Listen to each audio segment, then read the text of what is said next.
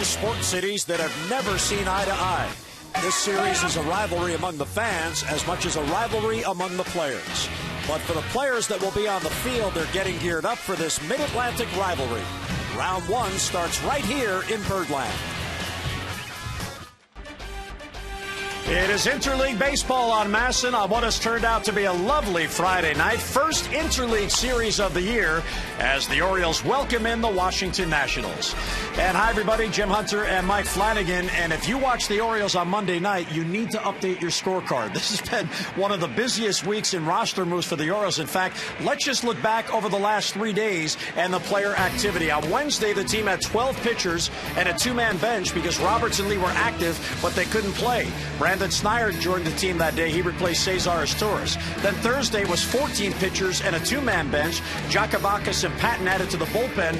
They pitched last night. They're heading back to AAA. So tonight it's 12 pitchers and a four-man bench. Nolan Reimold and Ryan Adams here, and Adams will make his major league debut. So in terms of roster transition, how does the continuity stand? It's taken 3 days to get there, but really no bench on Wednesday, a minor bench on Thursday, and now finally Buck has some alternatives with a four-man bench. So he's very happy with all these changes. Well, with the Interleague Series bringing the Nationals to Baltimore, we'd like to continue our tradition and welcome our cousins from Washington, Bob Carpenter and FP Santangelo. Bob. All right, Jim, thanks a lot. Of course, neither team is hitting, so it doesn't matter about personnel until somebody starts getting some base hits. Jason Marquis for the Nats tonight.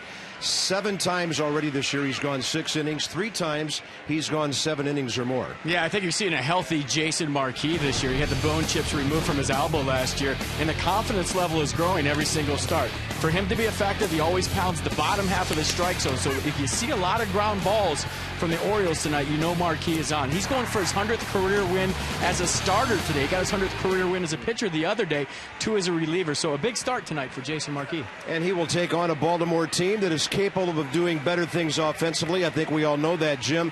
Interesting matchup. Interleague play is upon us. And the O's have dominated, though, recently in this ballpark. And Bob talking about the lack of scoring on both these teams. And Mike, it's interesting when you look at the pitching matchup. It's Marquis against Arrieta. These two pitchers get the best run support of any starter on each staff. Yeah, certainly with Jake Arrieta, they're almost 6 3/4 run, just about 7 runs per start. No other starter on this staff has a run support of even 4. So he has been the beneficiary, but he's also taken advantage of it along the way with that 5-1 record. And with Interleague Baseball coming to Camden Yards tonight, somebody in this booth played in the very first Interleague game in 1997, and he's standing with Bob Carpenter. Yeah, Jason Marquis on the mound tonight. Glad he's not facing FP Santangelo, who went 5 for 11 in that series. So Matt Stairs gets into the lineup tonight. Any similarities between you and Stairsy? Only that Stairs was a good player and I wasn't, but I had a fun time here in Camden Yards. This is one of my favorite ballparks I ever played in. To be, it was an honor to play in the first ever Interleague series, and we had a good time here with the Expos. But for Matt Stairs tonight, this is a great opportunity for him to work on his swing. He hasn't had many starts this year. This is a guy that has gone up there with 1 pinch hit every day to dictate his day. So for him tonight, it's a great opportunity to show the manager, yeah, I can swing the bat, and for him to work on some things and to have 4 or 5 at-bats in the course of a game. And along, Jim, with some of the stuff we've been talking about, the big difference in the Nats this year, and I heard Rick Dempsey say this during the pregame show on O's Extra, Orioles have taken advantage of the Nats starting staff in the past. This Washington staff much better, and the defense is at a whole different level than what we've seen over the last 5 years. And Bob, as far as the Interleague play goes, varying opinions on whether or not it still is useful. But Mike, when you have the Nationals and the Orioles, close rivals, they're 35 miles apart. This is a building rivalry, and when these franchises turn it around, this could turn into something special. Yeah, they're both about in the same place as we speak, but it is going to be a rivalry down the road and should be a good one for a long time. And you like what Mike Rizzo's doing with the Nationals along with Jim Riggleman, Andy McPhail, and Buck Showalter doing the same here. Yeah, absolutely. You're trying to make the progress, trying to build from within, and they're well on their way. So it's Interleague Baseball here at Oriole Park at Camden Yards. Birds and the Nationals. Game 1 of this 3-game weekend series. Lineups and first pitch are next.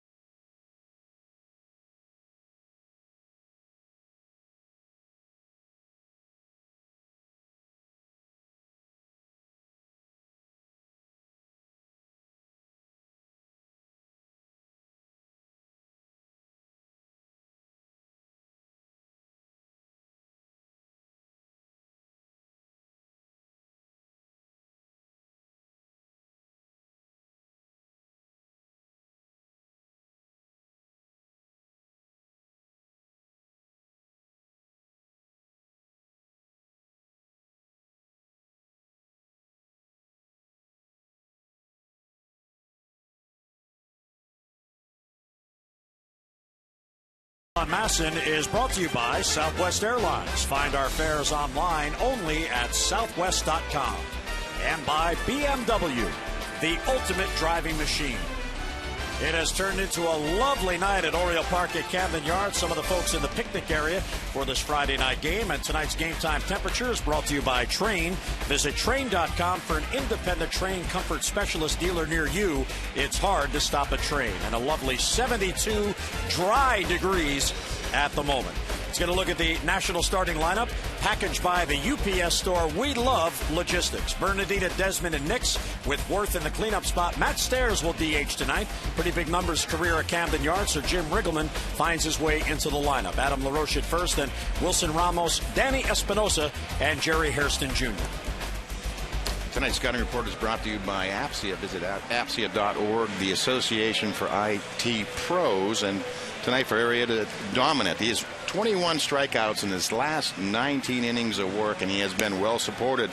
Just about 7 runs an outing, and he's taken advantage of that to go 5-1. And the biggest change or improvement for Jake Arrieta is left-handed hitters. Don't be left out. There's 5 of them in the lineup tonight. Left-handers just hitting 189 with that much improved breaking ball. All right, so we have a pitcher in the booth. We have a former outfielder in the booth. FP, tell me from your perspective, seeing the pitcher for the first time, is this clearly an advantage for Jason Marquis and Jake Arrieta? You know, what I think about interleague play is the pre-series meeting takes on a whole new significance, because when you play teams throughout the course of a season, you know guys, but when you're playing a team for the first time, you know, you go into those meetings in the clubhouse before the game and you take to heart what the advanced scout has told you. You have to listen to what this guy does, what this guy does. You know, most of those times those meetings are eyewash, but these, they have a big significance. And Arrieta deals low, and 1-0 are underway at Camden Yards as Roger Bernardino looks it over. 273 on the year, playing in his 14th game. The Nationals have the lowest team batting average in the major leagues. They're at 223. And he shows bunt, takes low, and it's 2-0. So the first 2 out of the strike zone for Arrieta, who actually has had very good walk-to-strikeout numbers on the year. Jim Riggleman back at Camden Yards as the Nationals come in following a 2-game series in New York, and there's a strike Bernardino takes. Yeah, Arrieta right around 93, 94. That's where he'll pitch most of the game, and you're right. The biggest change last year, in 100 innings, he struck out 52. This year in 51 innings, 46 already.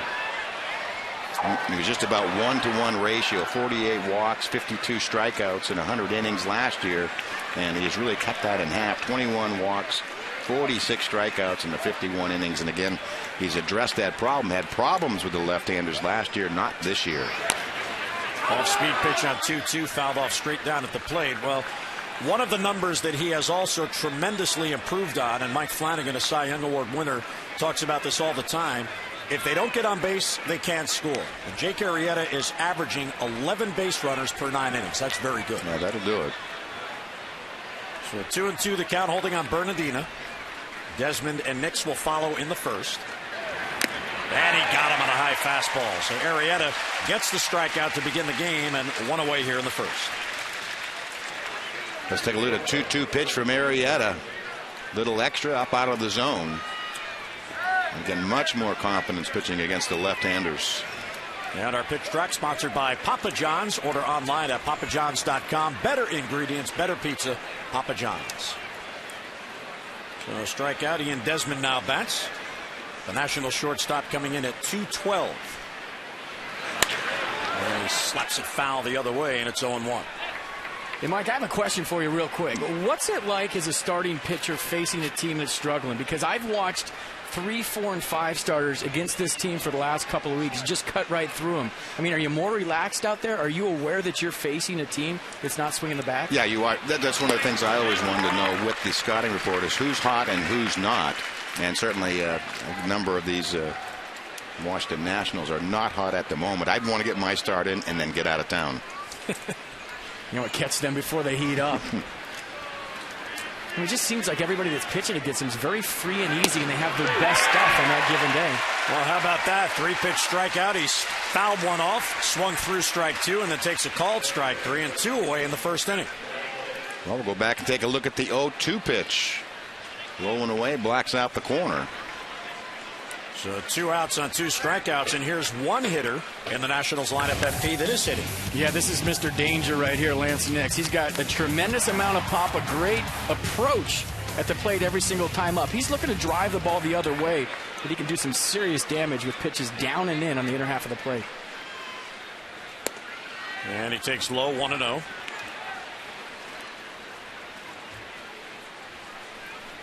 Well, let me ask you, how about a lineup that is not hitting?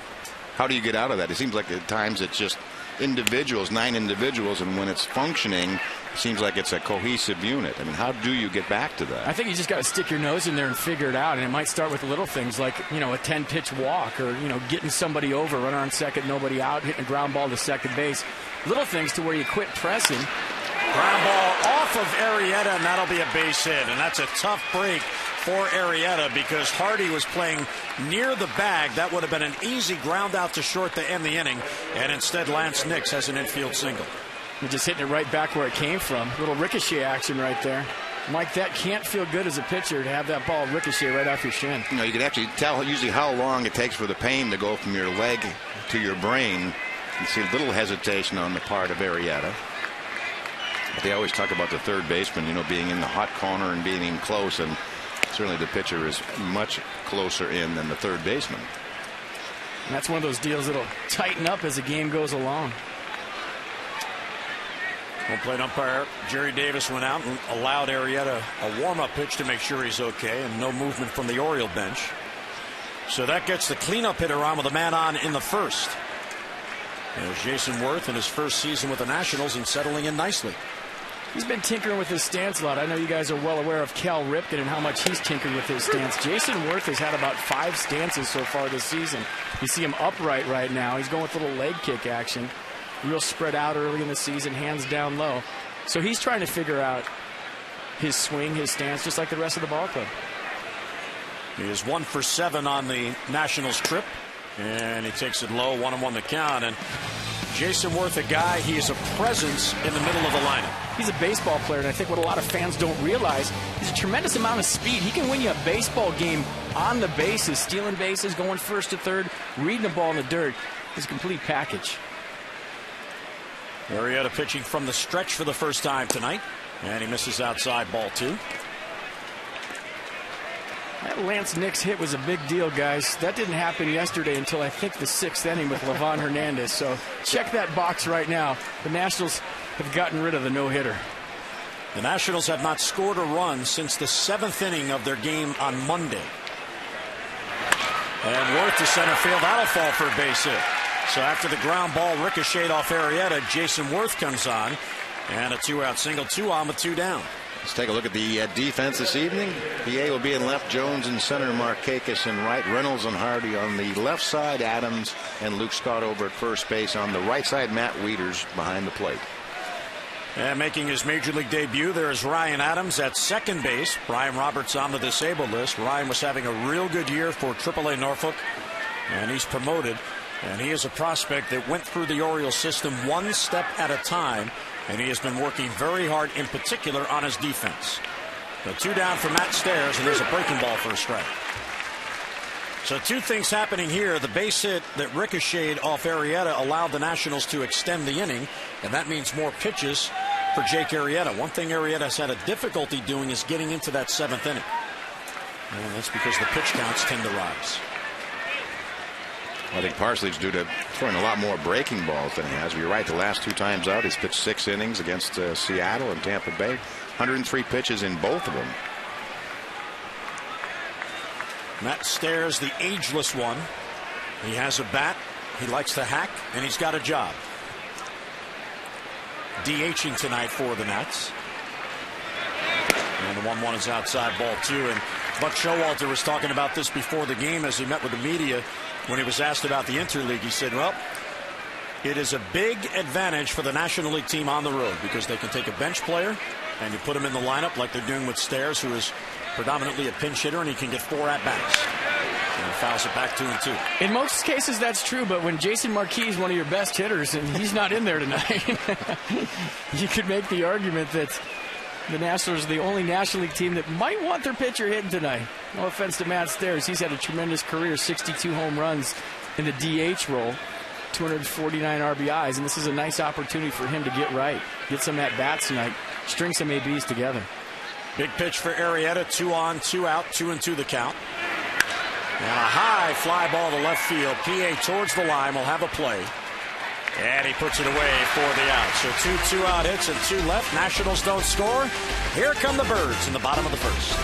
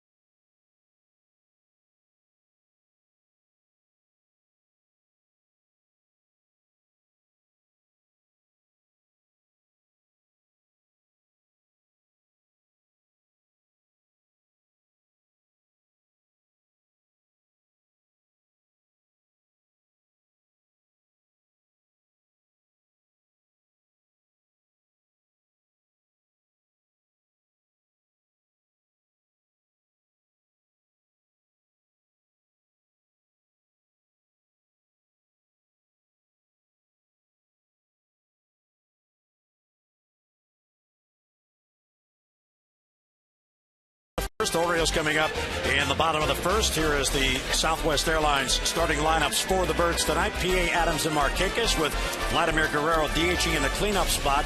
Career against Jason Marquis, a .350 batting average with a couple of home runs. Matt Wieters, Luke Scott, J.J. Hardy at short, Mark Reynolds at third base, and Ryan Adams just up from AAA, making his Major League debut at second base. Here's the AFCIA intelligent report on Jason Marquis. He's got to pound the bottom half of the strike zone to be successful. You see a lot of ground balls from the O's hitters. You know, Jason Marquis got his good stuff going. His changeup has been fantastic this year. Looks exactly like his sinker, drops out of the zone. And I talked to him today before the game, folks, and he is bummed because he is not hitting tonight. It was funny. Yesterday in New York, I walked by the cage. He's in there with his shorts on, taking hacks in the cage, and I'm thinking tomorrow, interleague play, DH. This guy's a baseball player that just happens to be a pitcher. No offense, Mike. That's okay. Down and in, 1-1 the count. I always sort of regretted playing my entire career in the American League with the DH. I'd like to have a few swings. PA has a 2-game hitting streak working. And now with Derek Lee on the disabled list, his playing time has a chance to increase. Fouled off. And I do think it's a big part of it. You know, when you're hitting and you're part of the team's offense, when they don't score, you feel like you're a part of it too. When you're in the American League, you feel like you're more like a goalie, and you're subject totally. You're totally on defense. You're never on offense. Well, I used to joke with guys all the time when they were pitching. They'd give me that dirty look like, come on, get me some runs. I say, you got a bat. Do something about it. Can't say that in the American League. PA with a good eye. Takes down and in, 2-2.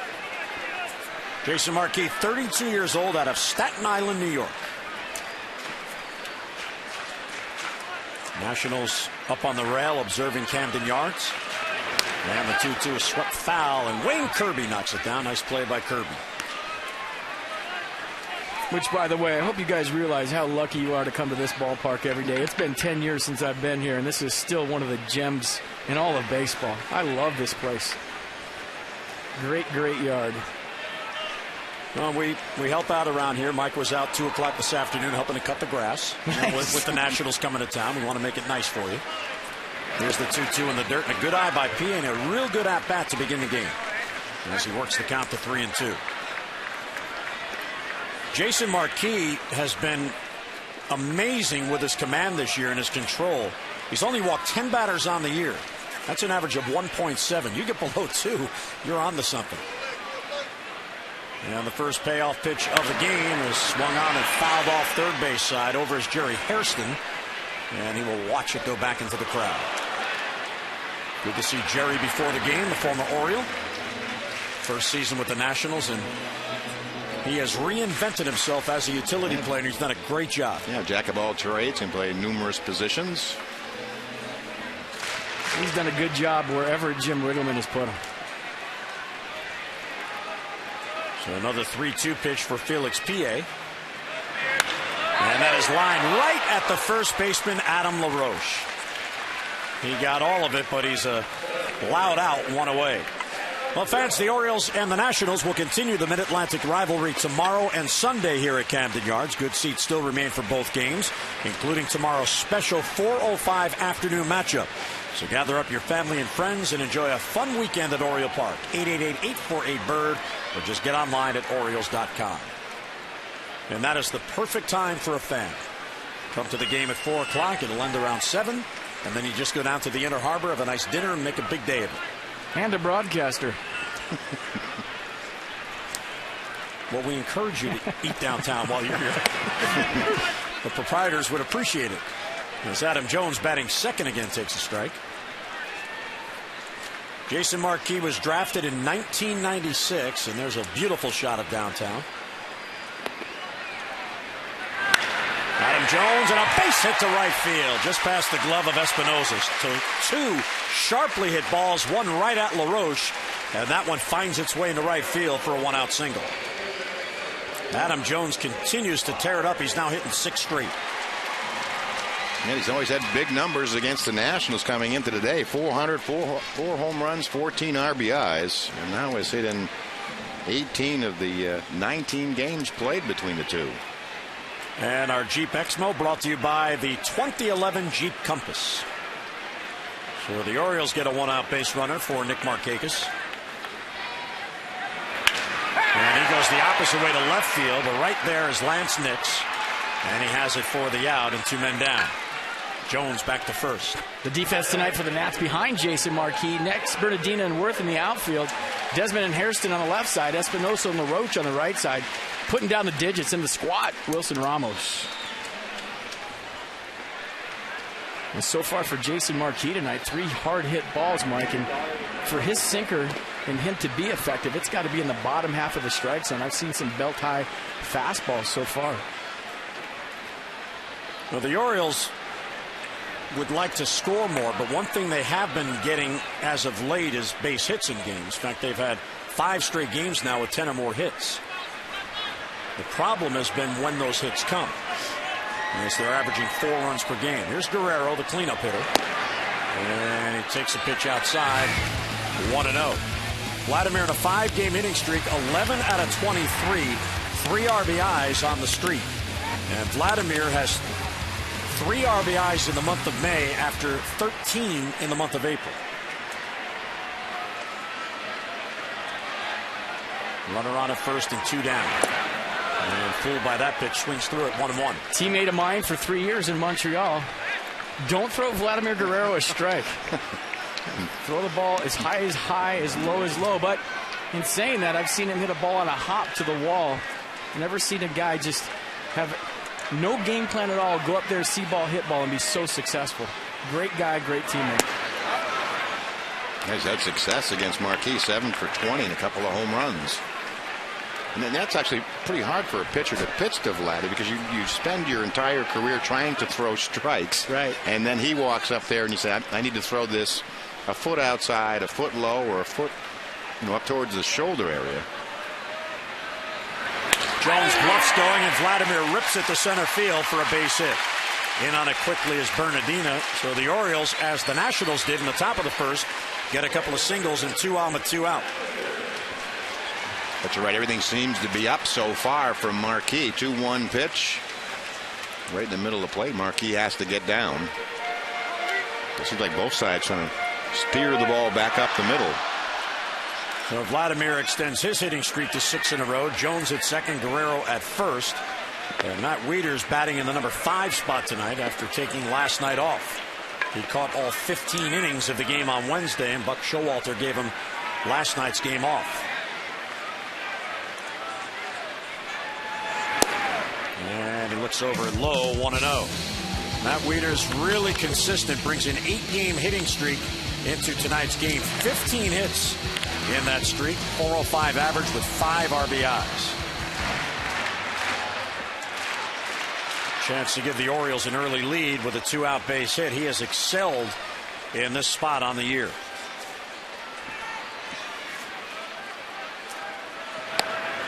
Off-speed pitch takes for a strike. 2 outs and runners in scoring position. The highest batting averages in the American League. Only Julio Bourbon of Texas is higher than Matt Wieters, and Adam Jones in the top 5 as well. Those are softball numbers. Are you kidding me? There's guys in slow pitch softball right now that would be love jealous those of numbers. those numbers. Yeah. Fouls it off. And a ball and 2 strikes. Jason Marquis has been very consistent. His first 2 starts, he pitched to no decisions, but then won 3 in a row. Lost for the only time on the year, and he's won his last 2. There's the pitching coach, Steve McCatty. His team is 7th in the National League in team pitching, 3.59. That is incredible when you're used to watching American League arena baseball every day. 3.59, they're only 7th. Wieters looks it over low, 2-2. It's even more incredible when you think about the high stress level these guys are going through every night with no offense behind them. They know if they make one mistake, the game could be over. A sac fly the other night in New York beat them in the first inning. So for Jason Marquis right now, yeah, it's the first inning. They're trying to settle in. But he knows that if you give up a couple of runs right now, that the offense isn't going good enough to make up for that. This will be the 20th pitch of the first inning for Marquis. And Wieters fouls it back. Well, Jason Marquis, none out. Opponent's bat 338, 1 out, 336. But look at how he improves with 2 men out in the inning. Yeah, that's when he's been really tough with the 2 outs. It tells you a lot about his makeup. Going gets tough, he gets tougher. 2-2 on Wieters, 2 on, 2 down. And it's in the dirt. Nice block by Ramos, the catcher. So the Orioles get a break here in particular because Vladimir Guerrero is the trail runner. Off with the pitch. Adam Jones, outstanding speed, the lead runner at second base.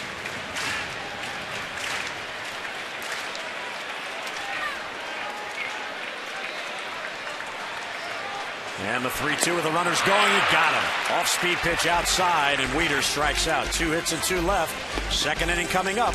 No score.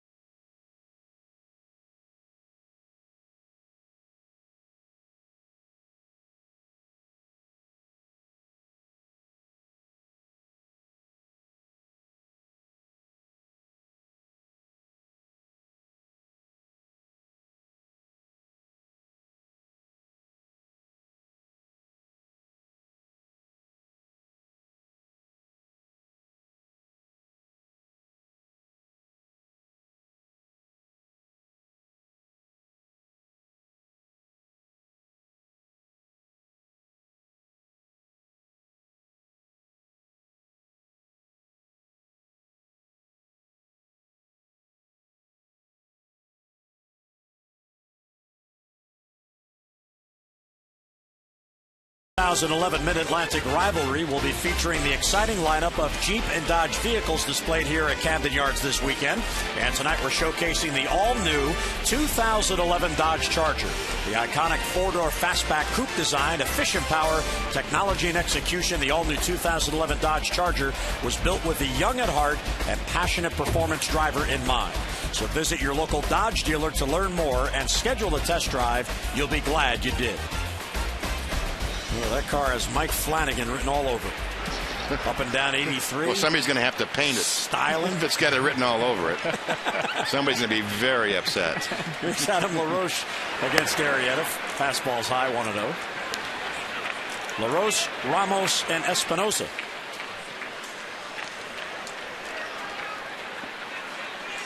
LaRoche at 172. He's 0 for 8. First 2 games on this road trip for the Nats. And there's strike 1-1. I went up to LaRoche today in his locker and I said, do you realize how lucky you are? And he looked at me like I was crazy. He goes, why? Because I'm in the big leagues? I said, no.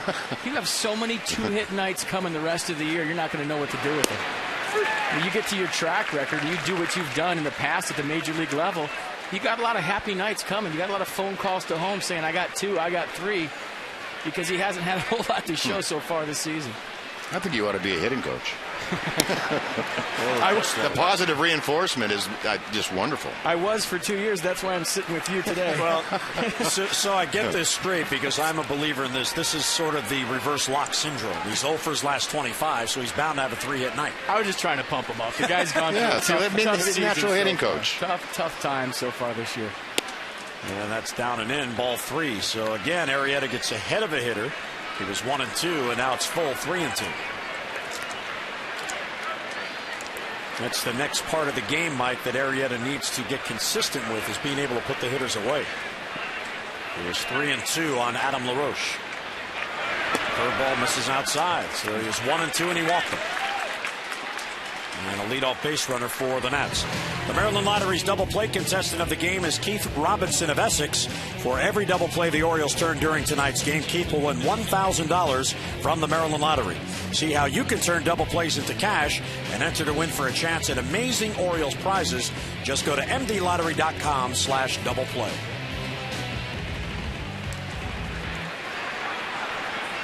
That'll bring up Wilson Ramos, the catcher. Ivan Rodriguez not in the starting lineup tonight.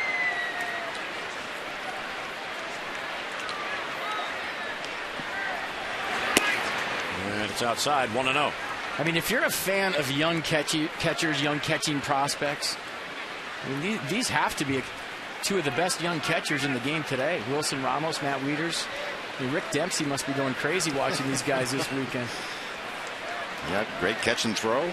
We were talking about before the game how well both teams throw, the catching squads. Ramos and Ivan Rodriguez have thrown out 46% of the runners. They're 12 out of 26. Matt Wieters, the exact same number, 12 of 26. 46%. And that guy's been playing pretty good, too. He's playing like he's 25 years old, Pudge. 2-0 is fouled back. When I was in the Nationals clubhouse before the game writing down the lineup was posted right next to Jim Riggleman's office, and the door was closed. Jim was in recording his radio show, and as he came out, 3 different people went up to Riggleman and said, Pudge wants to see you. Pudge wants to see you. And I came up and told Mike, I said, I think Mr. Rodriguez wants to be in the lineup tonight. He's looking for the manager because the lineup was posted and he wasn't in it. You know what? He's accepted the fact that Wilson Ramos is the catcher of the future. He's helped him out. Wilson Ramos' favorite player, the guy he looks up to the most, is Pudge. So, I mean, it just goes to show you what a great guy Pudge is. Here he is helping a young kid out, and it's costing him playing time. You know, he just wants to help the ball club any way he can, and he's helping Wilson Ramos develop. And, you know, Mike, you know, it's not about just hitting. It's about the digits you put down, the fingers you put down, the sequences, knowing the other team's hitters. And Pudge has been helping him out a lot with that. From 2-0 to 2-2 on Ramos. And he lifts it foul. Weakly hit the other way. Yeah, certainly a good veteran taking you under your wing is instrumental in your growth. It means actually a lot coming from a teammate or a former player. I could say the same thing is true. I remember when I first came in with Mike Cuellar, took me in the outfield. He was working with my pickoff move, helping me everything in my game. And I was, for all intents and purposes, there to take his spot. And I mean, I just never forgot him for that. And I tried to do that the rest of my career, was to try to help the young players. Another 2-2 pitch is fouled back. Well, then you pass it along, and that's how it goes. I mean, somebody else will do it, and you know that's what being a good veteran's all about, in my opinion. And Pudge Rodriguez has been nothing but great for this ball club, on the field, off the field. And when Ramos was in the Minnesota organization, he was blocked by Joe Mauer. And when Mauer last year signed that huge contract extension, I guess they felt, well, let's try to get something for him. And they made the trade to the Nationals. And the Nationals had to give up Matt Capps, but they got a catcher of the future. Check swinging a breaking ball, appeal to first. He did not go. And Sam Holbrook said he checked the time, and back-to-back 3-2 counts for Jake Arrieta here in the second. A pitch count at 34. Usually ends up somewhere between 15 and 20 an inning. That's why he's been right around 100 after 5 or into the 6th. We'll see if Jim Riggleman sends Adam LaRoche, try to get something going here. Ramos has struck out 22 times on the year. The runner does not go, and it's down and away. Ball 4. Back-to-back walks to begin the second inning. So Arrieta struggling with his command in this inning. Yeah, 2-3-2 counts, and again, the leadoff walk to LaRoche, one of those things you look back and 3-2 breaking ball, leading off an inning to a hitter that's going to go for his last 25. Sometimes that one pitch can get you in trouble. Well, there's Danny Espinosa, who is still classified as a rookie. Leads the Nationals with 22 RBIs. And over the last 10 games, cooled off a little bit. And I guess that's the adjustment phase. All of a sudden, the opponents start noticing you a little more, and you're not getting those same pitches. Yeah, those guys with gray hair and clipboards that sit behind the plate all night, those scouts are watching. They find holes in your swing. Guess what? The way you stay in the big leagues is making adjustments. It's been an adjustment process for Espinosa. It's going to be interesting to see if he bunts here. Runners on first and second, nobody out. He swings away and he slices it down the left field line. PA a long run that's slicing foul. And there goes somebody's beverage. And PA didn't get the ball. So it's a foul ball and somebody just lost a beer. And Felix will need to change his uniform. It looked like a big pinwheel going off. I got it. I got it. I got it. I got the beer. Well, that's just a waste of a perfectly good beer. That's the way I see that. That's a tough play right there. And those are good fans. Give credit to that little guy trying to get out of the way. Yeah, a lot of times you'll see guys reach up, run a little interference. Those are good home fans right there trying to get out of the way and giving their guy a chance. 0-1 on Espinosa. Breaking ball for a strike, and it's 0-2. Danny Espinosa out of California. Third-round pick in 2008 by the Nats, and he raced through the system.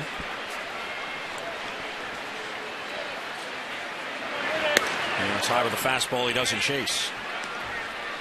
Another one of those Long Beach State players that are littered around Major League rosters. Dirtbags, the Long Beach State Dirtbags. One of them hit 3 home runs against the Phillies last night. Mr. Giambi still getting it done. The 1-2 is just inside, 2-2. So the pattern continuing here for Arrieta in this inning, getting ahead of hitters, and then the hitters getting back in the count. He has struck out 2 the first 2 batters of the game, and he has walked 2 to begin this inning. 2 strikeouts, 2 hits, 2 walks.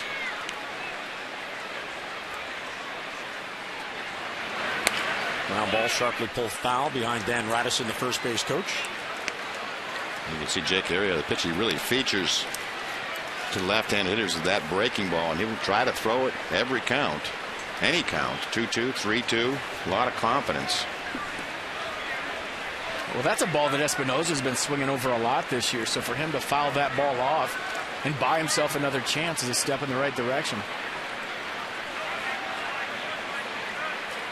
2-2 to Espinosa, is fouled back this way and just to our left. Nearly had our first souvenir of the year. I was on that, boys. I know. That was all mine. You had a great first step. Thank you. All right, now come out from under the table. We don't get those in Washington. There is no way a foul ball is coming from the booth in D.C.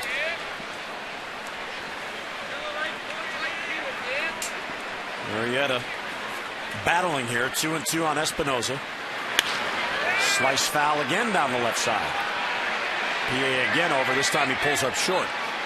He doesn't want another beer.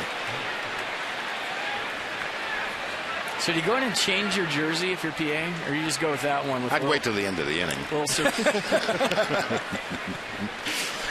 Well, Manny might change it during the inning. Then you'd have to pitch him in, because you'd have no left fielder. I'm just going to go with the Cerveza jersey the rest of the game if I'm him. Badge of honor, right? You talked about those beer league numbers, you know, which is appropriate. Time requested at the plate. Arrieta at 42 pitches already. It's his second career start against the Nats. He had a no decision last June 25th. Fouled off again. We have seen quite a bit of this year with the foul-off problems with Oriole pitchers and the opposing hitters trying to and succeeding in prolonging at-bats. A lot of times it's not the the percentage of strikes that they're throwing. It's hitters fouling off a lot of pitches. They'll get to 2-2 and then miss and get to go 3-2 and just have these longer at-bats.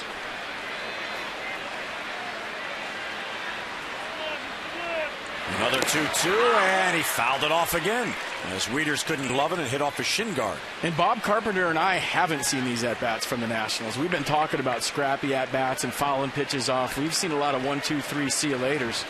So for Danny Espinosa right now, whatever happens with this at-bat, this is a great at-bat for him. He's struck out a lot this season. And for him to be fouling off balls like this is what I'm talking about as a broadcaster every night. You want to see more at-bats like this from the Nationals hitters. Here comes the 10th pitch in this at-bat. And it's drilled to right field. Markakis is back on it, and that ball is gone. A 3-run home run for Danny Espinosa.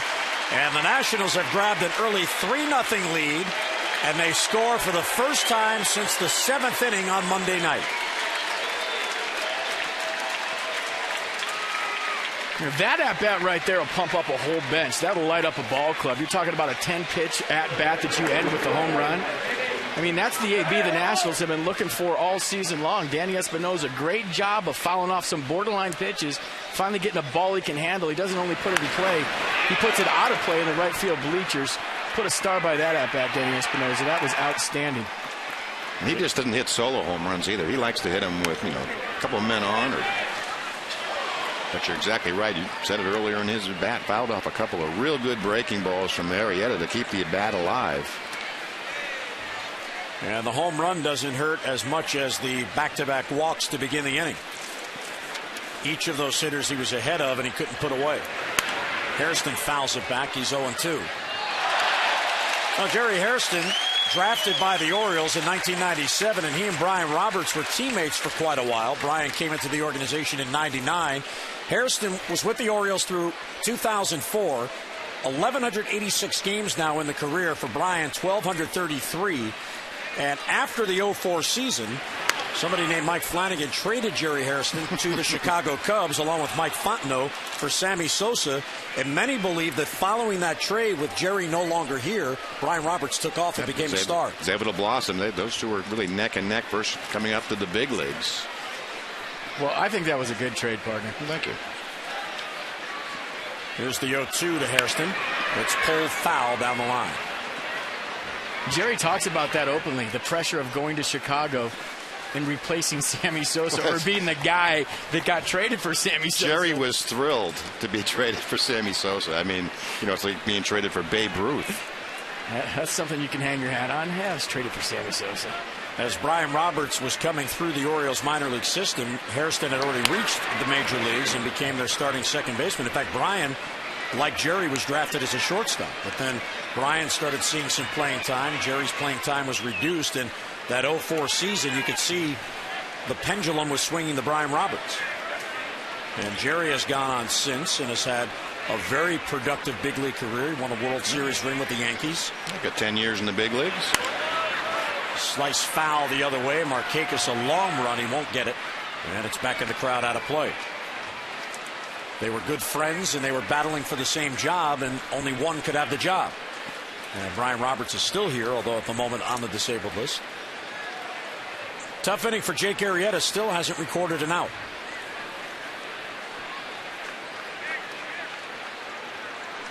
Hairston batting .229 on the year. And that is a fair ball. Now it's foul. And Reynolds picks it up to make sure. Here it was already spent half his allotment of pitches. Now at 52. It's been 52 pitches to get 3 outs. Not the kind of night you've expected from Jake Arrieta, who in 8 of his 9 starts has allowed 3 runs or less. Still could do that, but he's allowed 3 already by the second inning.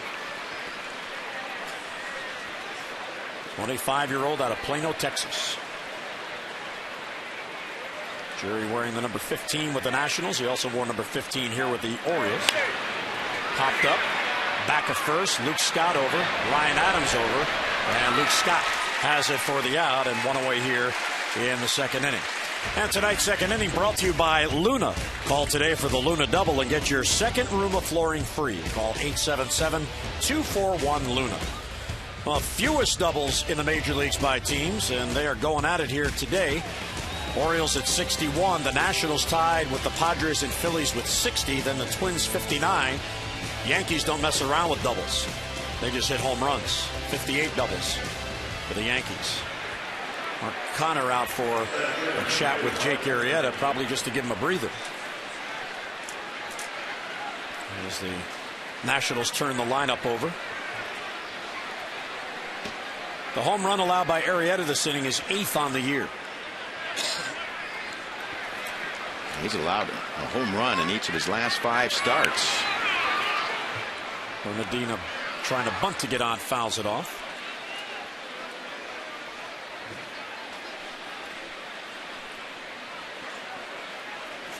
Bernardino swinging strike 3 to begin the game.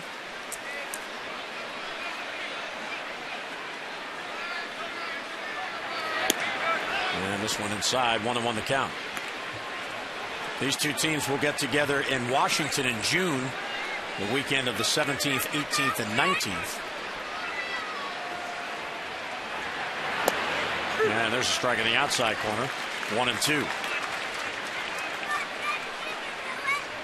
There's a lot of debate around the major leagues about the interleague because for matchups like this that are natural matchups, the 1-2, he got him again. Good breaking ball. And that is strikeout number 3. 2 away here in the second inning. It hasn't been a question of his stuff. His stuff is still outstanding. He's only thrown 19 balls. I think this is more of a testament to the national players. Again, he's running deeper into at bats, fouling off good pitches. It's not that he's been wild to drive this pitch count up. 2 down for Ian Desmond, who was called out his first at bat. First ball swinging, pops it up. Scott again straddling the line, now in foul ground. And Luke has it for the out, and Arrieta works out of it, but not before Danny Espinosa, the 10th pitch of that at bat, a 3-run shot to put the Nats on top.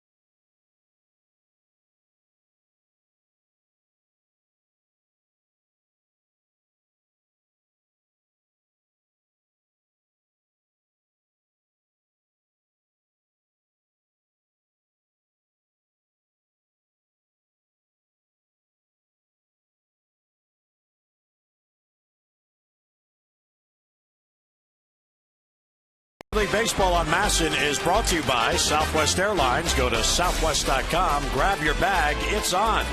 And by Acura Advance. There's a great scene here. Daddy and his daughter. Yeah, wave to the camera. You got your little juice box there. And here is Luke Scott. So we'll see if the Orioles can get to Jason Marquis in the second.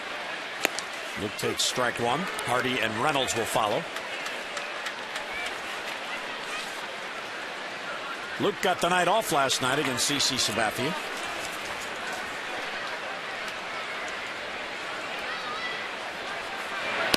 And he takes it outside. Luke is in one of those stretches as Marquis battles him here in the second inning. Luke is just 1 for his last 20. And it's amazing since joining the Orioles, although these drastic stretches either way are fewer than they used to be, he's still susceptible to them in either direction. He can get as hot as anybody, and then before you know it, he's got a 1 for 20. Yeah, 1 for 20 over his last 6 games. He's been working real hard on it to become more of a consistent hitter.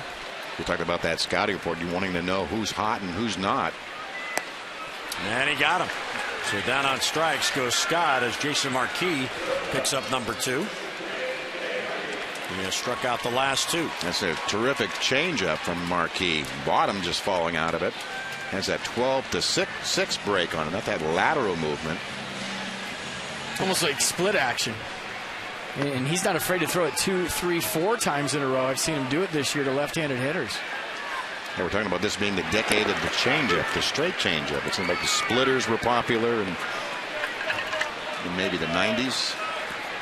Always the hardest. Sliders, yeah. Always the hardest pitch for me to hit. Here's the 0-1 to Hardy. And it's down and in. Our pitch track tonight sponsored by Verizon 4G LTE. Rule the air on the most advanced 4G network in the world. I'm going to say the split was the toughest for you to hit? Changeup. A changeup. Straight changeup. A straight changeup that looked just like a fastball. I just couldn't recognize it ever. Hardy pops it up. Here comes to LaRoche. Here comes Marquis. And LaRoche gets there, and he has it in foul territory for the out. So 2 down quickly here in the second for the Orioles. Well, there's still time to sign up your family for the Junior Oriole Dugout Club. Kids 14 and under get tickets to 10 games, a hat, membership card, lunch bag, subscription to Orioles Kids Magazine, and more. And it's all for just $20. And members get exclusive giveaway items in each game. And family and friends can get tickets starting as low as $6. And you can even upgrade to lower level seats. Now, the first Dugout Club game is tomorrow, so join. Call 888-848-BIRD or get online at Orioles.com. Here's Mark Reynolds. And there's a strike.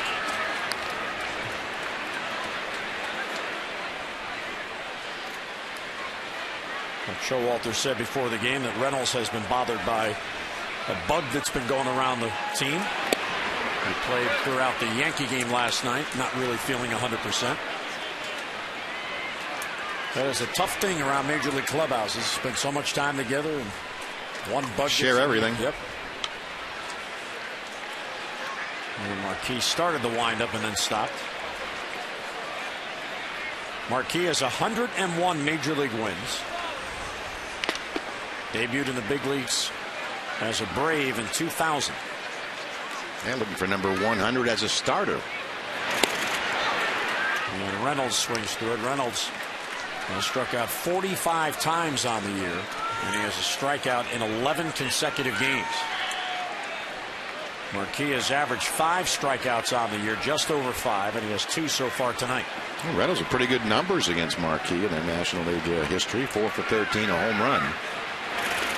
It's always interesting. You see these track records of hitters that, you know, Hardy was 8 for 24 lifetime, but 0 for 16. Do you read more into the recent, the recent at bats, or more the history against the pitcher? Absolutely, the recent ones.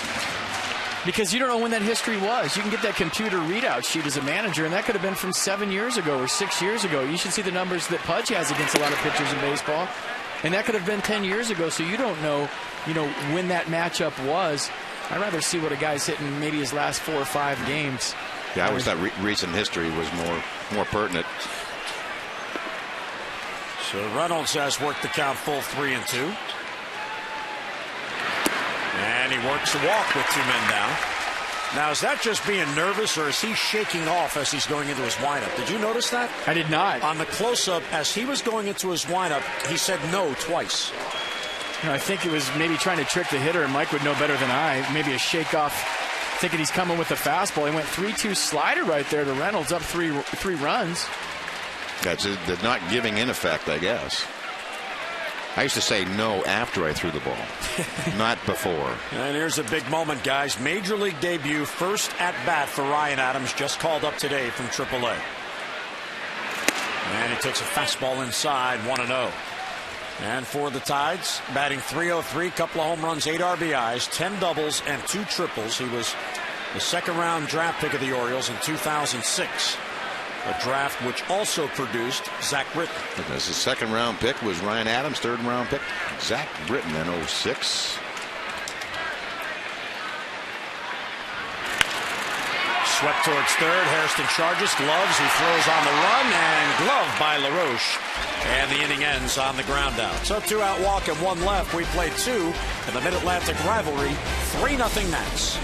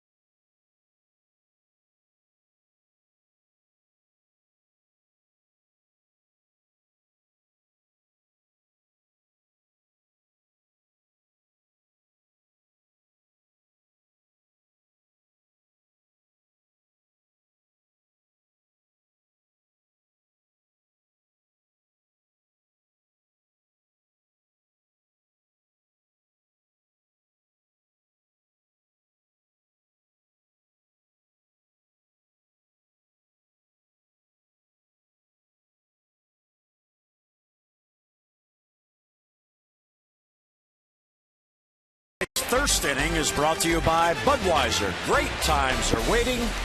Grab some buds. On the ice here at Oriole Park at Camden Yards. As we go to the third inning in this interleague matchup, Nationals on a 3-run home run by Danny Espinosa, holding a 3-0 lead. Lance Nix, Jason Worth, Matt Stairs for the Nats here in the third against Arrieta.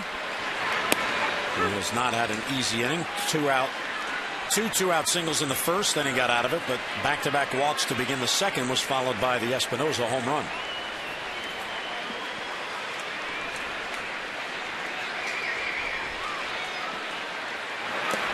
You never know how things might turn out, but the next base hit ricocheted off Arrieta. If he gets his body out of the way, it's a ground ball to Hardy, and the inning ends, and he's 3 up, 3 down, and back on the bench. Instead, it took him 2 more batters to get out of that inning, just elevating the pitch count. You get your body out of the way of that line drive. Just saying. Just saying. That ball was absolutely sizzled. If I could, I would have. Although guys like Livan Hernandez, they try to do the kick save on balls that come up the middle. I can remember a young pitcher in AAA taking one off the chest, and as the runner was going down to first, and he picked it up, and he said, "Just another way to get you out." Fly ball to left. PA moves in a few steps to his right, and he's got it for the out. So 1 away here in the third inning. Well, a couple of marquee right fielders here in this game: Nick Markakis and Jason Worth. Of course, both first-round draft picks by the Orioles, and here are the numbers on the year. 234 to 249, 6 to 4 home runs, RBIs identical, and Jason Worth getting a few more walks, so his on-base percentage a little higher. There's a lot of cobwebs in this coconut of mine, but you triggered a memory earlier talking about Jason Worth being a first-round draft pick in 1997. playing the first interleague series here as a Montreal Expo. We're stretching around the cage one day, and they have their first-round pick taking batting practice. And we're all ragging on this guy. Who's this skinny string bean up there? Who is this, guy in the batter's box taking BP with the big league club? Well, guess what? It was Jason Worth. Yep. And I just figured that out today. So not the sharpest tool in the shed, but I mean, you think back to 1997 and Jason Worth, very skinny, tall guy, definitely out of place as a major leaguer on that day. Hardy to his left gets him at 2 men down. Well, he had signed his contract that day by coincidence. So the tradition, hey, get out there and take a couple of swings before we send you off to a minor league club and get introduced to the fans. When he was the catcher then, too. Yep. And if you guys remember, he had glasses back then, very short hair, probably about 30 pounds less than he is right now. I think he hit the top of the cage with every ball he hit, as would any kid taking batting practice at a major league park for the first time. Especially in front of guys like yourself. Making fun of him as we were stretching, like, hey, what a nice hack right there. Who's this guy? Matt Stairs takes ball 1. Who had the last laugh in that one? I have to say, as we sit up here. What was that last contract for? 7 and 126. Hey, who's skinny now? That's right. FP. Ground ball past the mound. Got out of the way. Hardy to first. 3 up, 3 down for the first time today. Bob Carpenter joins the fun when we get back. We'll head to the bottom of the third. 3-0 Nats.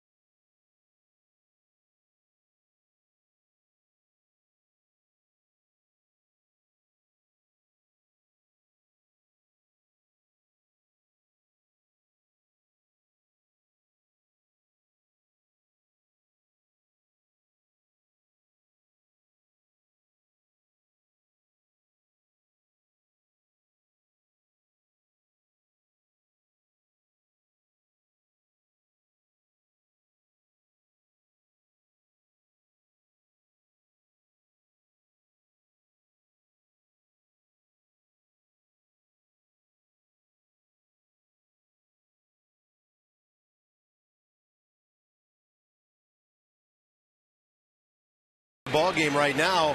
Now, these guys haven't been around much for this switchover thing the last couple of years. No. I've been calling all the Orioles home runs, and Hunter's been calling all the Nationals. Is that right? home runs. That's how it works? So we'll see how this next 4.5 innings goes, but your guy needs to cut down on that pitch count. Jason Marquis needs to keep the ball down. Yeah, he's been doing a good job, Jason Marquis. And how about the 3 runs early from the Nationals? Feels like 30 with the way they've been swinging the bat. Well, he got 6 early the last time he pitched. That was in the first inning. He held on for an 8-4 win. And for the Orioles, Felix Pie lined out really hard to LaRoche in the bottom of the first. Pie, Jones, and Markakis for the Orioles. 37 pitches, 22 strikes, first 2 innings for Jason Marquis. Arrieta, by the way, is up to 68 pitches after 3 innings. But that was a 10-pitch top of the third for him, Mike. Yeah, he needed that really desperately.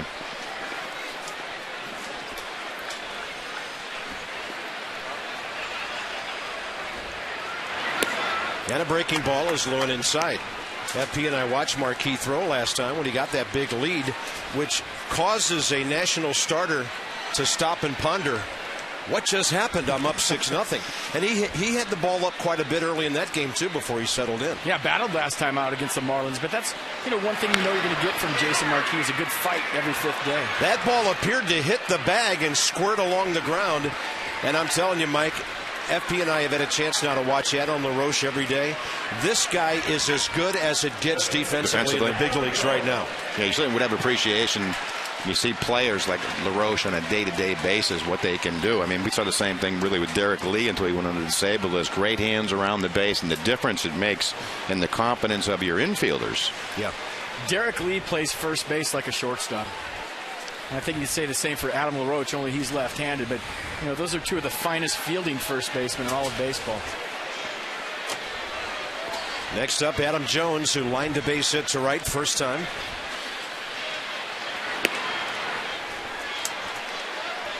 There's our Hollywood Casino League leaders. Hollywood Casino, Charlestown races. In the month of May, Adam Jones is just under 390. Only Matt Joyce and Victor Martinez better. Vladimir is on that list. Action-packed table games, red-hot slots, Hollywood Casino, Charlestown races in West Virginia. And that's taken care of by Jerry Hairston Jr., 2 outs. Don't forget, when you come to Nationals Park, we're always talking about the Harris Teeter Family Fun Pack. Expect great things at the ballpark every Saturday and Sunday. It's an all-inclusive offer starting at $14, including a ticket for the ball game, hot dog, chips, a Coke. Nationals.com/family. Some restrictions do apply. The Wandering Roadshow of the Nationals stopping in Baltimore. They were just in New York. They're heading for Milwaukee after this.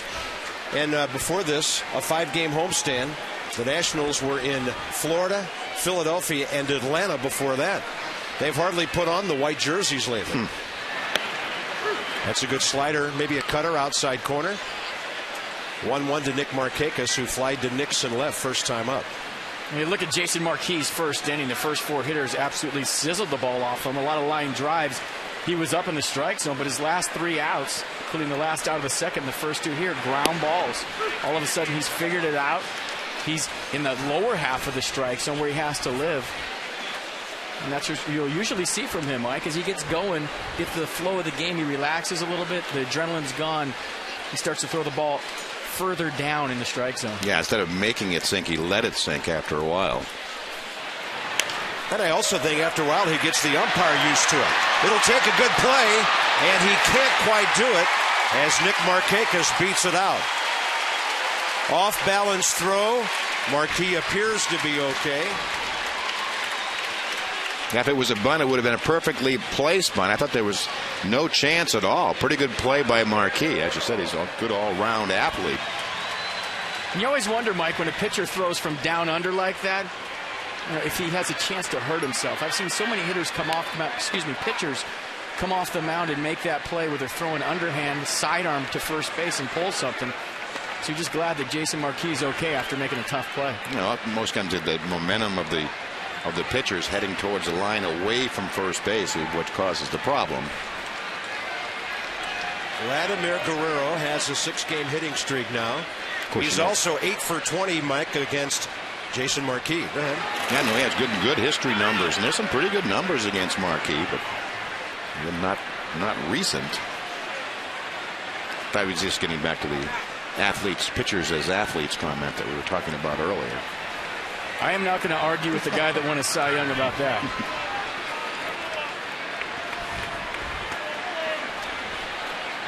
But any other pitcher, I'll argue. I was wondering when that was coming. I'd probably agree with you on most of it. Fastball severely tailing inside. Now, what happens on this, Mike, when you go to throw a 2-seamer and it just gets away from you? Yeah, especially right-handed to a right-handed hitter, that ball just takes off. And that's really when you see most right-handed pitchers hit batters. It's left to left and right to right when that 2-seamer gets away. Glad he'll drop one into right center over the reach of Danny Espinosa. And he has another multi-hit game, his 17th of the year already. And he's already checked in with 52 base hits. This is a guy that used to, before every at-bat in Montreal, grab whatever bat out of the bat rack, pick it up, feel it, and look at you if it was your bat and say, can I use it?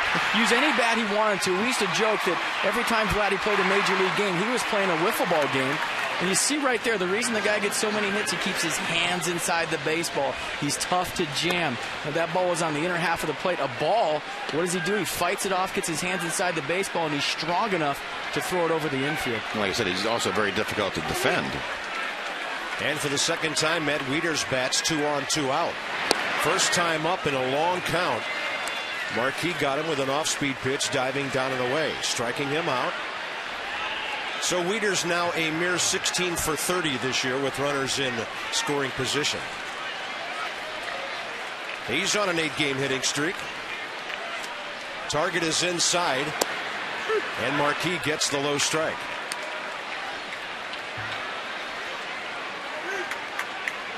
He struck out Wieters the first time up on a 3-2 changeup. Let's see if a runner on third base and 2 outs if he goes back to that. That's usually his out pitch in a crisis situation. They're going to jam him again. Mike, during this hitting streak and this good RISP, runners in scoring position streak, has he been using the ballpark? Yeah, I would say using the whole field has been his strength. A lot of base hits to left field.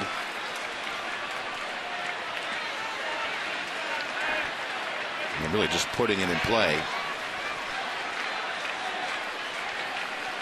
And a 2-1 count. They want to continue to pound the ball inside to him. I'm sure that's the advance report, because a lot of clubs try to pitch him away left-handed, and very adept at not only hitting the ball to left field, but driving the ball to left field. Mike, did you ever take into account that you have a base open right here? Maybe it's not first base, but it's second base, and you got a guy on deck who's really been struggling. You don't want to give in here. Maybe you put another runner in scoring position, and you go after the guy on deck. Well, it would depend more on the scoreboard. That ball is well hit to center. Bernardina going back, and he has the ball go off the top of his web. It'll cost Washington 2 runs. He was off balance when he stopped out there, and that's a play based on some of the spectacular stuff we've seen from him that Roger Bernardina should put in his back pocket. You know, Mike, that's what I was asking right there. Luke Scott on deck, 1 for his last 21. Yeah, you don't want to put another runner in scoring position. As you look at the swing from Wieters here, great job of getting extension. Almost on his front side right there, not really staying back. But Roger Bernardina is there. He's camped.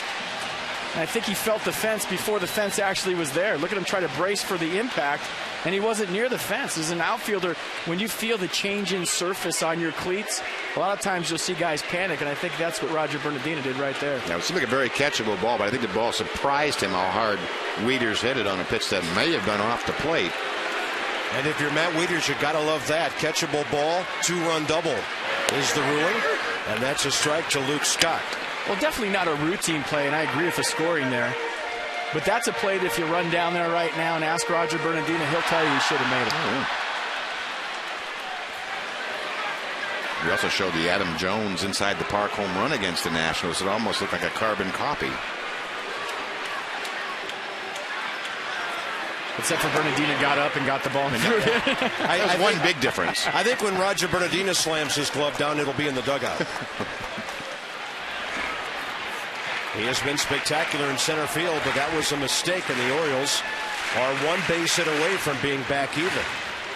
I also think that was a straight changeup to Wieters, the same pitch that he struck him out with the first time up.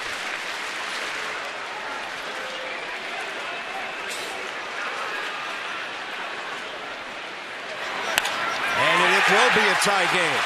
Here comes Wieters around third. The Orioles capitalize on a mistake in center field, and then the ball is not cut off.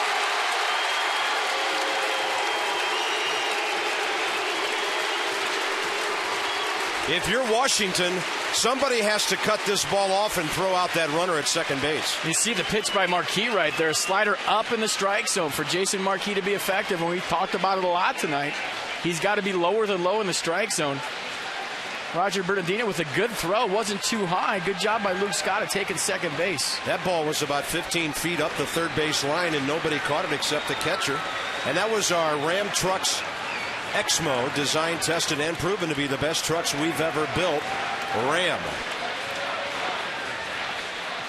3-3 ball game, and this all happens with 2 outs. You know, Mike, you have a hitter up there who's hot, a guy that with runners in scoring positions pretty much tops in baseball. Maybe you're trying to pitch around leaders right there. You leave a changeup up. Does that affect you to the next hitter? Are you still thinking about that? I do think the outcome of that, and then you feel like all of a sudden maybe the hitters are in your head and have you figured out what is working and what's not working. But like I said, 3-0 at the time, and how quickly you can put 3 runs back on the board. 1 base hit or 1 misplay. And this all started with the infield hit by Markakis with 2 outs. And now J.J. Hardy steps in, popped up foul to Adam LaRoche, first time up.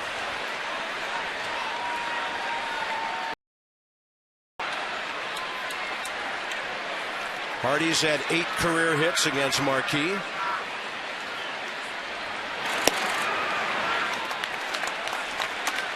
Partner, we might have to go to the bullpen. You come in here with 3 runs. We have to get the bullpen up again. If you want Hunter back in here, I'll go over and continue my dinner next door.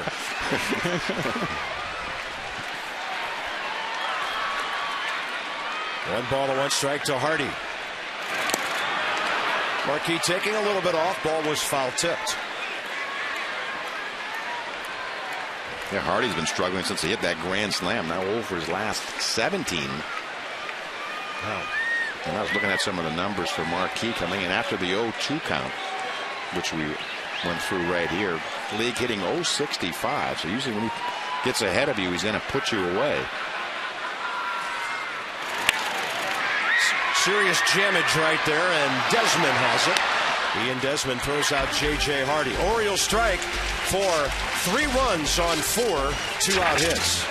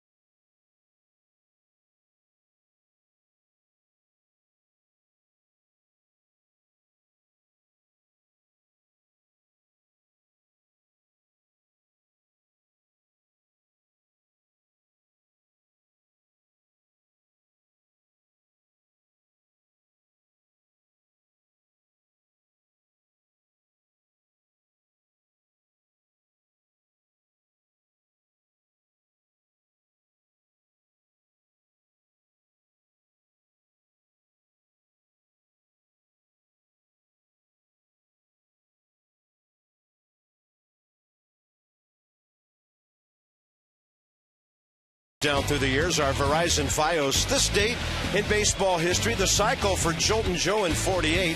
Willie Stargell goes 1.5 miles in 78. And Rickey Henderson debuts beautifully with Seattle in 2000.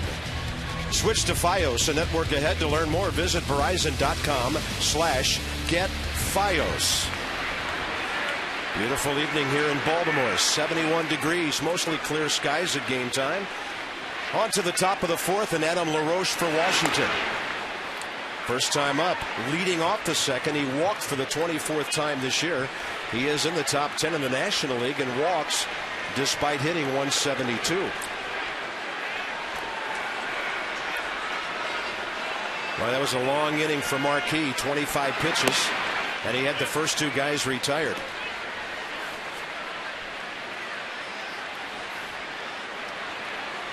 Middle innings arrive, all even here at Oriole Park. 1 ball to 1 strike to LaRoche, who's 0 for his last 23 and 3 for his last 37.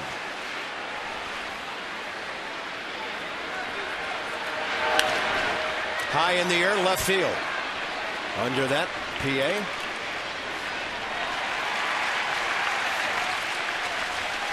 Home and road for the Nats, struggling a bit on the road, just swept at New York. Runs per game, identical. But the pitching staff not as good away as they are at very fair, what we would call it, Nationals Park. Yeah, obviously more comfortable in the white unis. I don't know if I can really put a finger on why that is. Maybe you have more of a routine at home. You know, pitchers are creatures of habit. Really? You get into a routine, Mike, and maybe you feel more comfortable, you know, driving the same way to the ballpark. And well, you weren't one of those, were you? I was. Absolutely. Oh, if we lost, I would drive a different way to the ballpark the next day. How did I know you were going to say that? That ball way inside, that grazed Ramos on the way by. He didn't really sell it to Jerry Davis, who is going to send him down to first base. Often a hitter will sell that to the umpire, but Ramos didn't do that, and there he goes. Well, maybe he didn't feel it. I know he heard it. Whenever a ball hits you on your jersey, it definitely makes a sound. But, I mean, you said it, Bob. He's a hitter, and he's probably thinking, I want to drive a ball in the seats, but the Nats will take a base runner any way they can get him. Here's Danny Espinosa, who now has hit 4 3-run homers this year. Hey, Bob, I was going crazy. You weren't here, but we haven't seen this at bat from Danny Espinosa in a long time. Fouling off tough pitch after tough pitch. The curveball that he's been swinging over, what does he do? He fouls it off right there. He buys himself another chance. Tough fastball, and he fouls it off. Then he ends a 10-pitch at bat with a 3-run homer in the seats. He drives this ball to left center. It's got Jones on his way. That ball really carrying, and that gets away from Adam. All the way around third to score as Ramos. Espinosa into third base. The ball grazes off of him, and he will stay. It almost hit the third base coach, Bo Porter. And luckily for the Orioles, it did not skip into the photo bay or the dugout. And Danny Espinosa has 7 total bases tonight. Washington takes the lead. You know, I've gone over a lot of reasons why I like this ballpark. I forgot about this one. The ball carries here in Baltimore. Danny Espinosa, that might be an at-bat in Washington. It's a triple off the wall here, and the only way he's safe at third base is if the ball hits him. It grazes off of him, and then Bo Porter does the limbo at third base. And that's just a great piece of hitting once again by Danny Espinosa. A lot has been said about his left-handed swing. So far tonight, a home run, a triple. He looks good to me. Came in batting 176 left-handed. Never would have guessed it. You know, those are 2 quality at-bats from Espinosa. Of course, Earl Weaver would love him. He has 2 2-run homers on the year and 4 3-run homers now. Orioles play the infield way in. Here's the former O, Jerry Hairston, looking to elevate a ball and make it a 5-3 game. He's driven in 10 this year. So infield in the 4th, Mike, is that indicative of how the O's have been swinging the bat? I think that's definitely. And I've seen Buck Showalter do this a lot. He'll play the infield in first, second inning if he thinks it's the appropriate time to do it. Maybe cut off a run, save a run.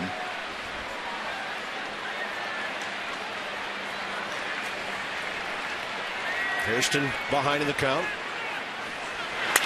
A pitch away, breaks his bat, singles, and Washington leads 5-3. Jerry Hairston Jr. putting the ball in play. First career hit against Arrieta, and that's his 11th RBI. That's a line drive to second base if the infield is back. Buck Showalter gambling early in the game, bringing his infield in the 4th inning. What looks like might be a slugfest tonight. The Nats will take it. And we haven't heard that word a lot this year, slugfest. well, neither have the Nationals. Kinetic pitch track on that one. Brought to you by Kinetic North America, providing world-class technology to our national and homeland security customers. 1 out, Roger Bernardino now, who has struck out swinging twice. Nationals are a good running ball club. They're 3rd in the National League in steals with 37 in 47 attempts, behind San Diego and the Mets. Hairston has 1 stolen base this year, has been caught twice. But as a team, a good percentage. And of course, good running ball clubs. And now Jason Birkin is up in the Baltimore bullpen. Good running ball clubs, as much as steals, are measured by how they go first to third and second to home. Bernardino looking for contact for the first time. We'll take that breaking ball, blocked by Wieters. And I heard you guys talking about the catching matchups. we're not expecting a whole lot of stolen bases in this series. No, and that's what Buck Showalter talks about it a lot. He says it discourages the average runner or mediocre runner from even attempting, and it makes the good runner even think twice when you have catchers like Matt Wieters, and also what the Nationals catchers are doing. It's a tremendous asset, again, to your pitching staff. And as a pitcher, you can focus on what you need to do. You don't have to worry about the base runner because you got a bazooka behind the plate. Yeah, he can make up for a lot of mistakes. Wieters at 44%. Ramos and Pudge Rodriguez combined 46%. 11 base hits in the ball game already, 6 by Washington.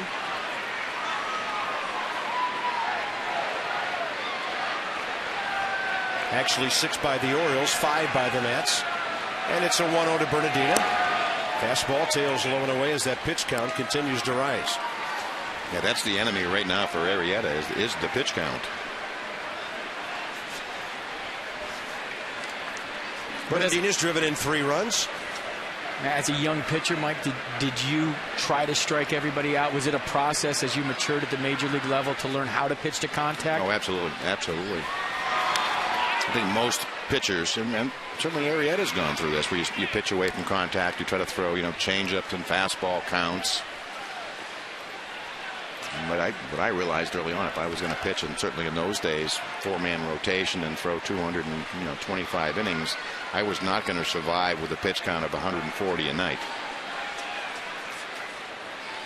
What you want is for the light bulb to go on while you still have your ultimate ability. But how does the light bulb go on? I was fortunate enough to have guys like Jim Palmer and Mike Cuellar around to point these things out, and save me having to go through the process of learning that on my own. Doesn't hurt to have some of the defensive guys behind you had either. Well, they would come in and throw it over the plate. That's why we're out here. Bernardina takes one low, and that's ball 3. Who would get on you?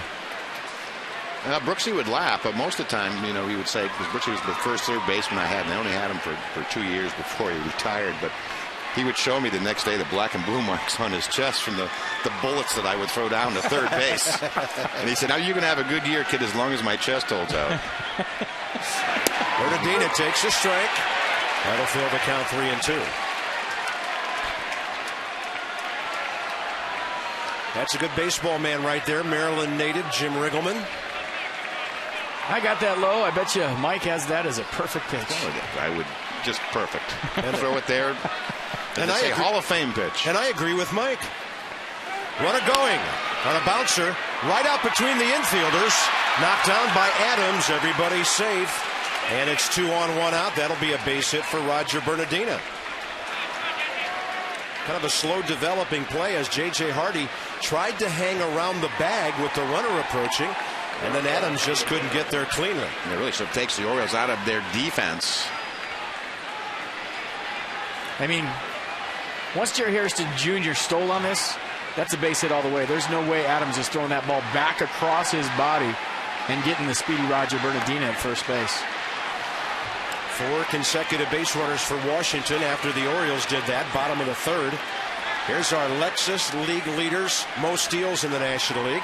Henny and Desmond, he's 14 out of 15 as he steps in. Lexus of Towson, Baltimore area's #1 Lexus dealer. They invite you to come see why they're #1.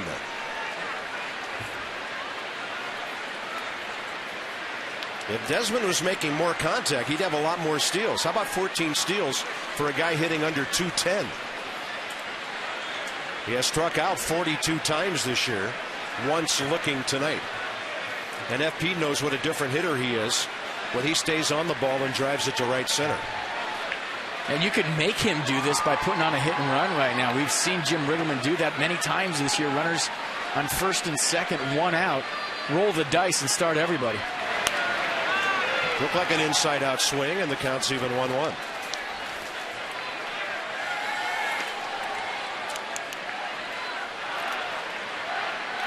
Mid-80s on the pitch count now with 1 out in the top of the 4th inning for Jake Arrieta. 28th career start.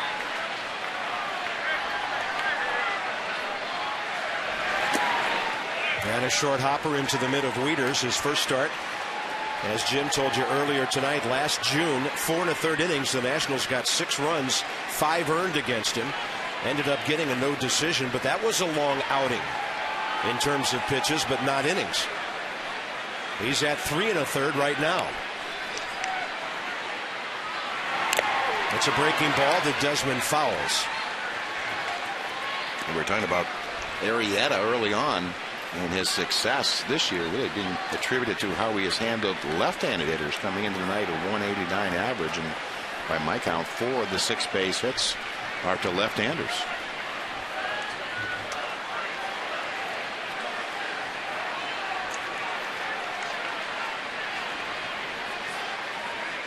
Two-two pitch with 1 out. That ball is high in the air to center. We'll watch Hairston at second. He is tagging as Jones backpedals to the ball. 2 outs and the runners at the corners. Next up will be Lance Nix, who's probably been the most consistent Washington hitter for the last 3 weeks. He's the one guy, if you're the opposition, you really have to focus on the scouting reports, the guy that you might circle, hey, don't let this guy beat you. Got such a good, solid base at the plate, such a great approach, very simple, very compact. Tough guy to fool, and he's very aggressive. He's not going to wait around for anything. He's swinging from the time he gets off the bus at about 2 o'clock.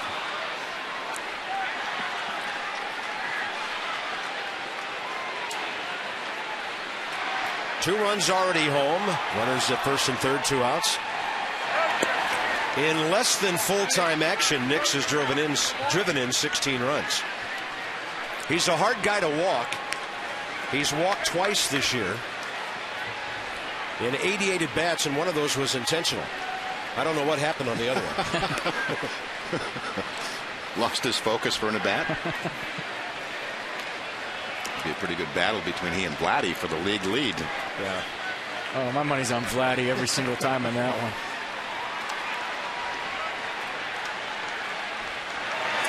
And Nix will take another one low, 2-0. All right, Mike, you're pitching right here, 2-0. You got a lefty in the box. You got a righty who's been struggling on deck, and Jason Worth. Worth's got a hit tonight. Nix has got a hit tonight. Where do you throw 2-0? Well, I'd be shooting for low and away with a two-seamer. See Wieters checking the dugout. See where the target goes. Fastball away. Yeah, make sure you get it out there far enough, but he missed it. 3-0. So is this a pitch around to get to Worth?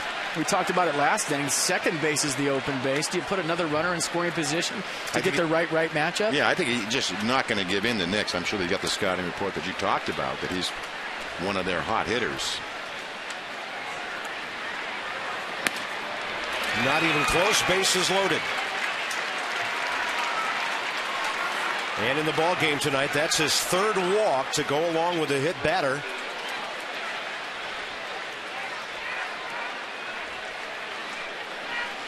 And is he done after getting only 11 outs? That's into the bullpen early for the Orioles. Washington on top 5-3.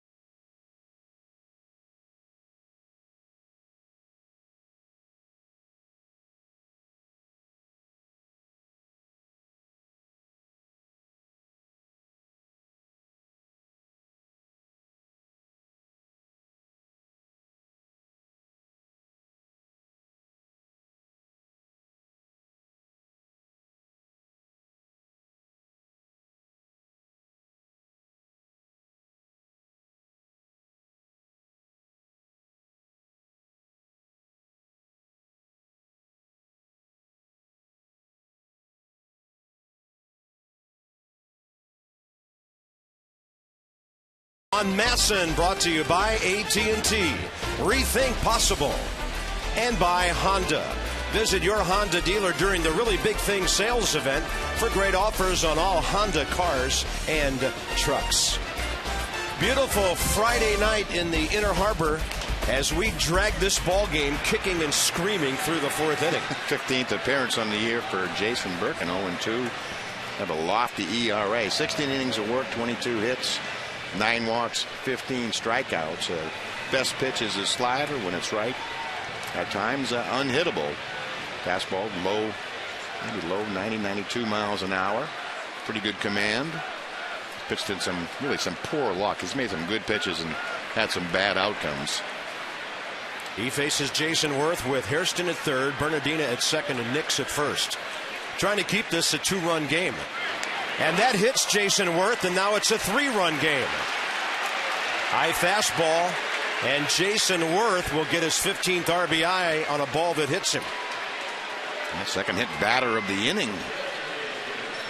I'm not sure if this is a spinner or exactly what this pitch is. Target is low and away, and this is all the way across and up and in. Wow. Tough way to get an RBI, but Jason Worth and the Nationals will take him any way they can get him. Ramos hit with 1 out to start this rally, and now a strike to the 9th Washington batter in the inning, Matt Stairs. He still has not driven in a run as a National.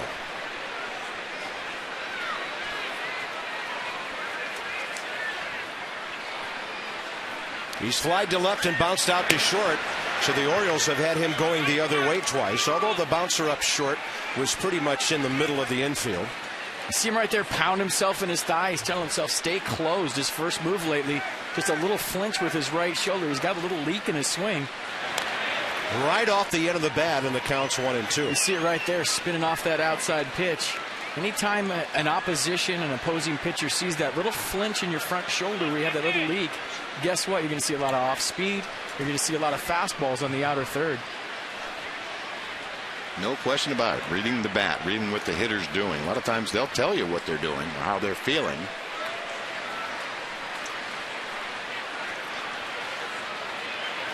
That is right down the middle with a fastball. Stairs guessed wrong. Washington picks up 3. Arrieta out of the game, and it's a 6-3 ball game, middle of the fourth.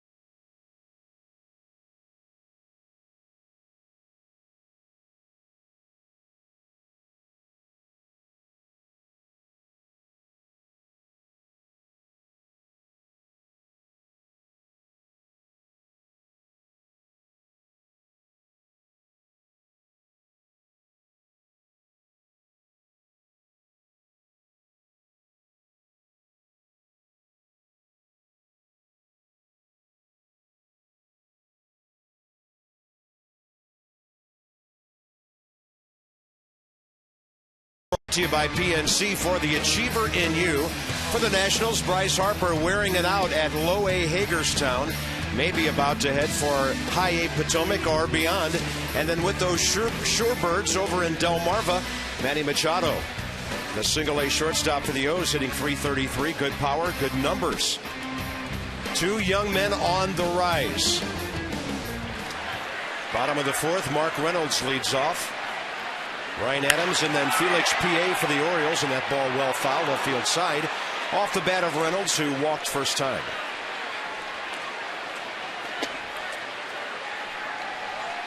That was his 20th walk of the year. He has struck out 45 times. While in the National League, Reynolds was one of the usual league leaders in strikeouts. He's in the top 7 or 8 in the American League right now. That Arizona ball club last year was unbelievable. They struck out over 1,500 times, prompting our studio analyst Phil Wood to say they strike out like they like it. So maybe Mark makes a little more contact over here.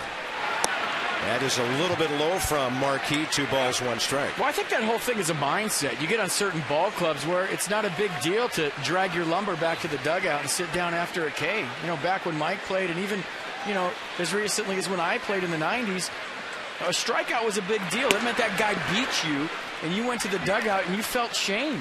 I mean, you felt like he beat you. And now in today's game, he go up there, look at 3, go back to the dugout. It's not a big deal.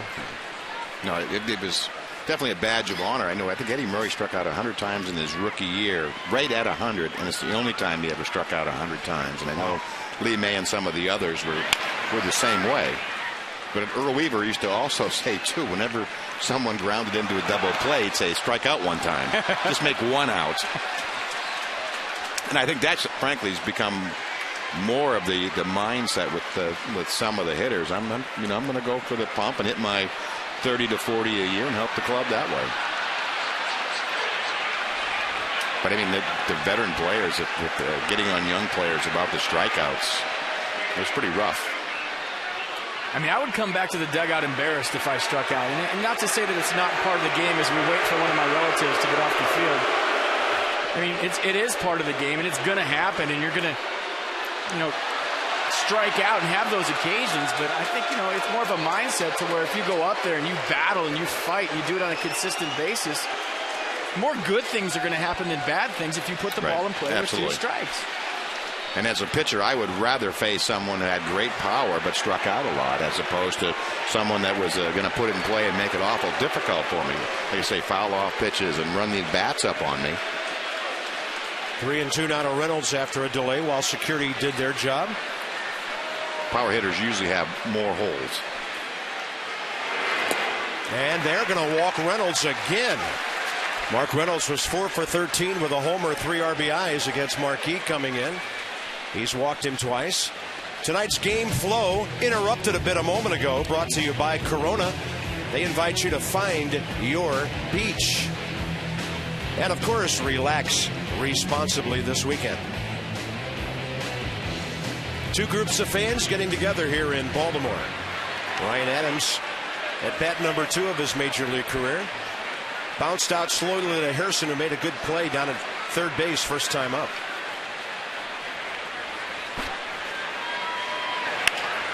That ball hit to left, and it's dying in front of Lance Nix. And Ryan Adams has his first major league hit. I'm sure that baseball will make its way into the Oriole dugouts. And the guy who throws it there is the former Oriole, Jerry Hairston.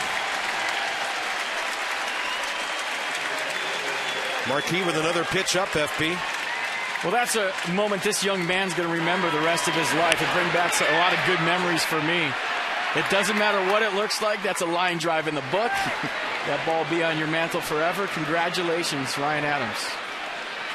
But Marquis just presented with another 3-run lead, walks the leadoff man, and then gets a pitch up to the number 9 hitter. And there's your difference in the American League now. With the DH, you're not facing a pitcher there.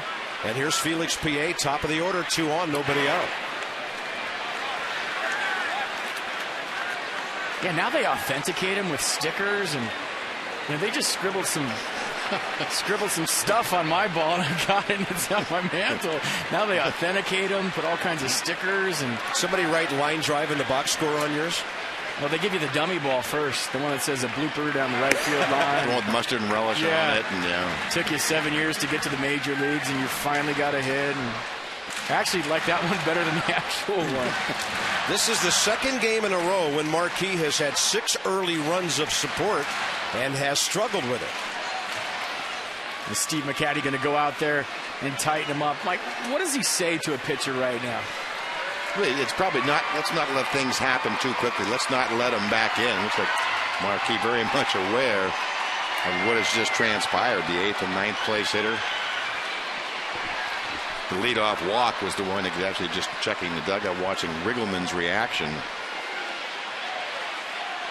In his last start, he was given 6 runs, in the first 2 of which he drove in himself. But then he battled his way on 101 pitches through 6 2/3 and gave up 4 runs on 6 hits. But as we mentioned earlier, a lot of pitches in that game were up. He hadn't been that hittable in a while, and he's already given up 7 more tonight. We talk about shutdown innings all the time. The Nats with 4 in their half of the inning. Now all of a sudden you got first and second, nobody out. Very important when you have the momentum to get your ball club back in the dugout.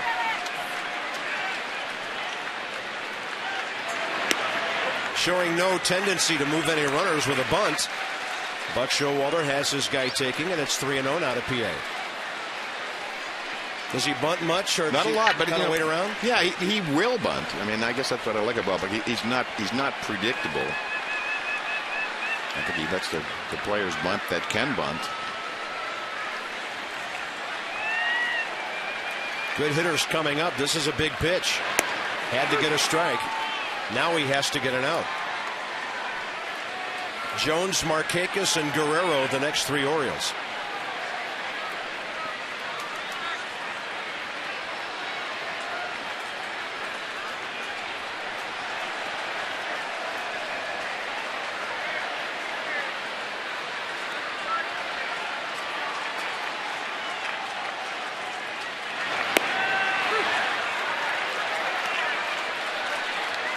Well, I don't know what PA was looking for. 3-1, but that ball was a center cut fastball, belt high. That's the pitch you could do some damage with. That's why you work to get to a 3-1 count for that pitch right there. And it looked like he was taken all the way. Yeah, it didn't look like it locked him up. Now Marquis doesn't always throw fastballs on 3 and 2. We've already seen that tonight.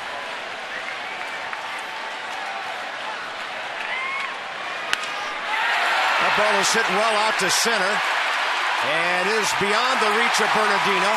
Off the wall. 1 run scores. They hold the other runner. Now they've got a runner trapped between second and third.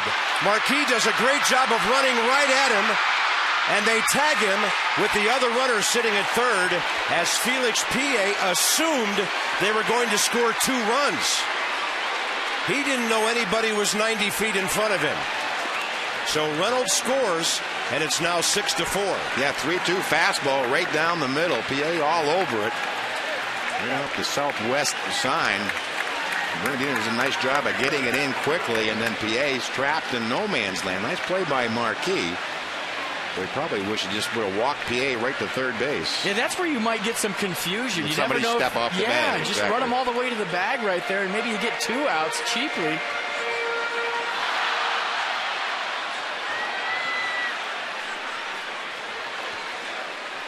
Well, now the Orioles, instead of having the tying run on base, it's a runner at third with 1 out for Adam Jones, who has driven in 23. He's 1 for 2 tonight.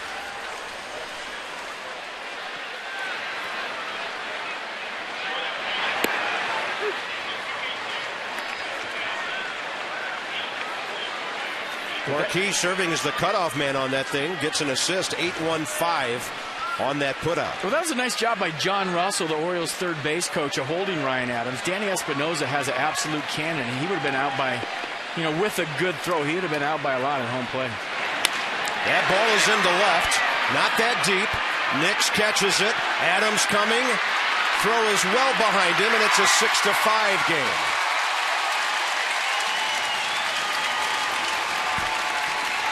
So exactly what we thought was going to happen tonight, a slugfest here at Camden Yards. If I'm the Nats, I might want to think about appealing at third base. Ryan Adams, it was bang, bang. He had to tag up quickly. I think he was on time. Yeah, he had it. That's the Exmo, brought to you by the Volkswagen Going, Gone event. Great deals are here, but not for long. Visit VWDealer.com. Man, these teams are trading some punches. Washington, 3 in the second. Baltimore 3 in the third, Washington 3 in the fourth, and now Baltimore 2 in the bottom. And the Nationals bullpen is busy with Doug Slayton as Marquis throws one under the bat of Markakis. I'm kind of liking this little offense.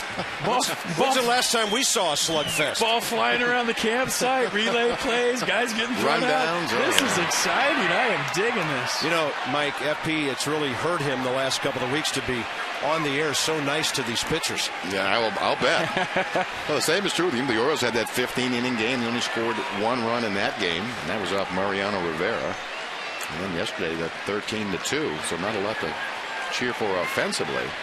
Markakis infield hit last time. He's 1 for 2. Jason Marquis went into this inning with 62 pitches.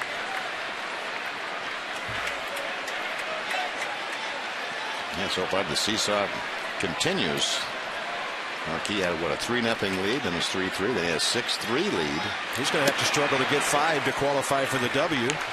I mean, we were doing the post-game show yesterday at this time. Nationals are playing their 44th game of the year. In the previous 43, their starters have gone at least 41 times. So this is very unusual. 3-2 now. I just keep checking to see when Espinosa's coming up again. Well, he's halfway to the cycle, having done the most difficult 2 things. Homer triple. Marquis not getting the call on that one. He walks a man. His second of this inning, third of the game. And it'll be righty-righty matchup with Vladimir Guerrero. Tying runs back on base now. Yeah, Riggleman's got the pace going in the Nats dugout right now. He wants to give Jason Marquis enough rope to qualify for a win. Yeah, this is an anxious moment for any starting pitcher and also an anxious moment for the manager. The veteran starter on the mound has pitched well for you. Vladimir 2 for 2. Fastball is in there. He has singled up the middle, blooped one to right center. And right now he's in the top 3 in the American League with 17 multi-hit games already.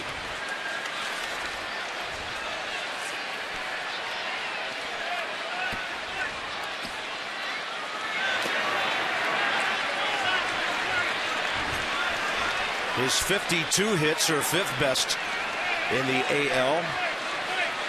And he's hitting around 340 at home now. Look at that, 6 of those in a row with 2 or more hits. Orioles are going to need him with all that firepower on the DL.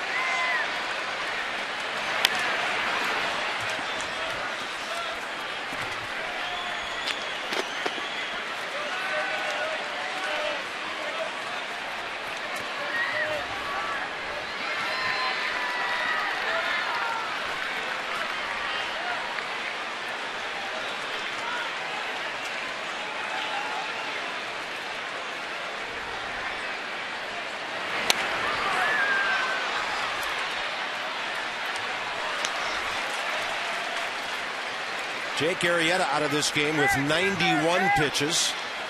And now Jason Marquis is in the mid-80s. Yeah, just 170 pitches to get through 4. Wow. Or into 4.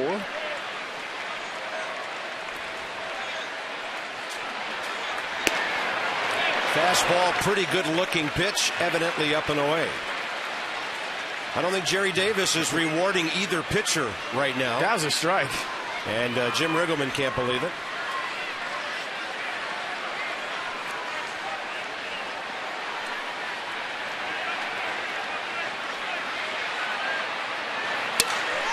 Vlad goes down and gets that thing. Are you kidding me?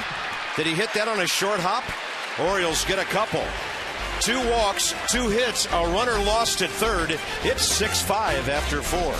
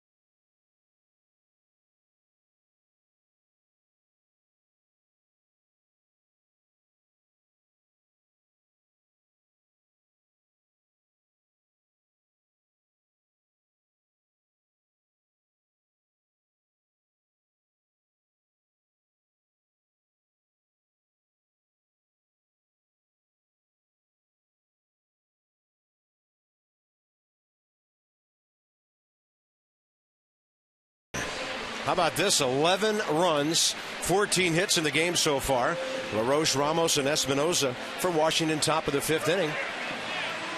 Jason Marquis and Jim Riggleman. I think Riggleman's taking him out of this game, and Marquis is really upset about it. No, I think you're exactly right.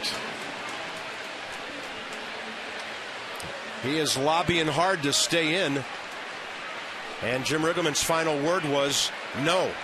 Well, he should lobby hard to stay in. He needs the 5th inning to qualify for a win, and that's been your best pitcher all season long.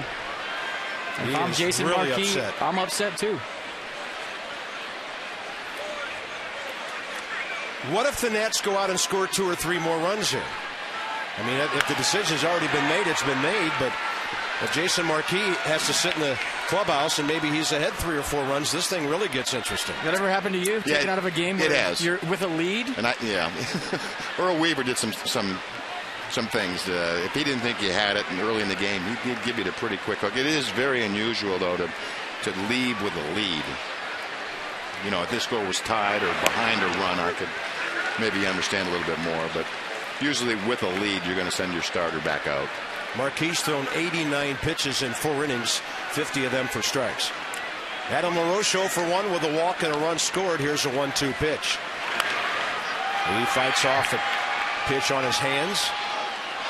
Well, I'll just say this. You know, it's about 25 guys winning a baseball game, but I feel like there's a certain point in your career when you've earned the right to go back out to win a baseball game, and that's the argument that I would have if I was Jason Marquis. Yeah, part of it is, you know, again, being a starting pitcher, or a former starting pitcher, that's how I would read it too. If I had pitched some terrific games early in the year, and then I have this sort of struggle game that I'm in and I'm out and I'm ahead and I'm down, that's the game I want my manager to stay with me a little longer. I mean, it's different if you're going out there 4 2/3 and you're giving it up and you're having a bad season, and maybe you haven't earned that right to have the 5th inning to go for a win. But when you've been one of the best pitchers all season long, you know, this is a head scratcher for me. 3-2 with LaRoche leading off 5th inning.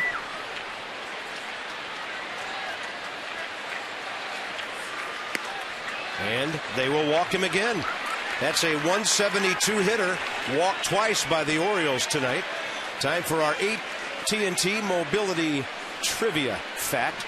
Did you know 14 players that have played for the Nationals and the Orioles? Hector Carrasco, number 1. Jerry Hairston, the only other that is still active. Winston Abreu, Tony Batista, Daniel Cabrera, Bernie Castro, Alex Cintron, Davey Cruz, John Halama, Jeffrey Hammonds, Willie Harris, Luis Matos, Keith Osick, and Corey Patterson. There you go. Pretty good list. A long list. Mike, if a manager tells you you're done for the night and your team goes out and scores 3 or 4 runs in that inning and then he says you want the 5th, can you start it back up mentally again? No. You're done, you're done. Usually when it shuts off, it shuts off. You know, I think, and maybe thinking this through a little bit with Jim Riggleman, too. He saw Marquis walk the leadoff hitter in the inning and really maybe a base running error. Also, then potentially this inning may be still going. I mean, I remember just watching that leadoff walk to Reynolds to start the innings off, and Riggleman's reaction. Much like you're talking about LaRoche in his recent history. You know, Reynolds is hitting under 100 here at home. Interesting first 3 hitters for Birkin here. Hit Worth to drive in a run, struck out Stairs looking, and then walked LaRoche. Wilson Ramos has been on base and scored 2 runs tonight without making contact. He's been walked and hit by a pitch. Reaches out, hits that ball pretty well to left center. Adam Jones can't get there. That ball hits off the bottom of the wall. Cruising around third is LaRoche. Into third is Ramos. And he makes it. Nationals on top by 2 again, 7-5. And this is the first sort of light-aired evening I can remember. The ball is just really carrying tonight. We've seen a couple of misreads by the outfielders. on balls that just keep going. I mean, if you look at the flags in left center field over the bullpen, the wind is blowing straight down. I mean, there's no wind tonight at all, and the ball is just carrying to left center field. Almost like there's a jet stream out there. Almost, all that rain that's been for days. It seemed like they played in the mist the last few home games. That was Wilson Ramos' first career triple. Here's Danny Espinosa, who has a triple and a home run tonight. And here's our local Ford dealers drive of the game, FP. Well, it's been drives. It's been a two-wheel drive from Danny Espinosa. He goes 3-run Tater his first time up, and he goes triple in the gap his second time up. He's absolutely locked in tonight. It's nice to see him with a good swing from the left-handed side of the plate. He's been telling me it's coming, it's almost there, and you can see the results tonight. Having a big night here in Baltimore. 4 RBIs already, 7 total bases. And he's got a 2-0 count. Look out here. Now he's 3/4 of the way to the cycle as he drives in his 5th run of the night, and Washington leads 8-5. I wonder what Jason Marquis thinking right about now. Well, if there's anything left to the clubhouse, he's probably wanting to be back in the baseball game.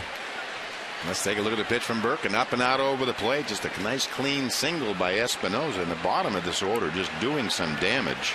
Yeah, from 6 through 9, they have been on base. Wow. 9 times. 9 times already. All 8 of the runs. 7 of the RBIs.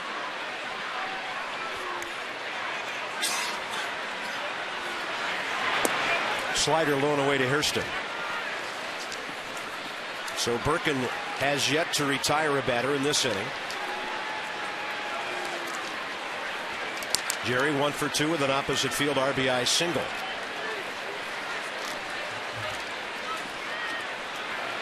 Birkin's numbers not that good coming in. 8 runs in his last 7 2/3. And the Nationals have piled on 2 more here.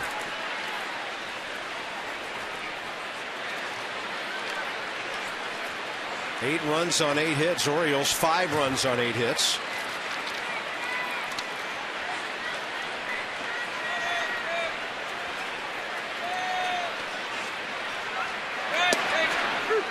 He gets a call on the outside corner, and it's 1-2.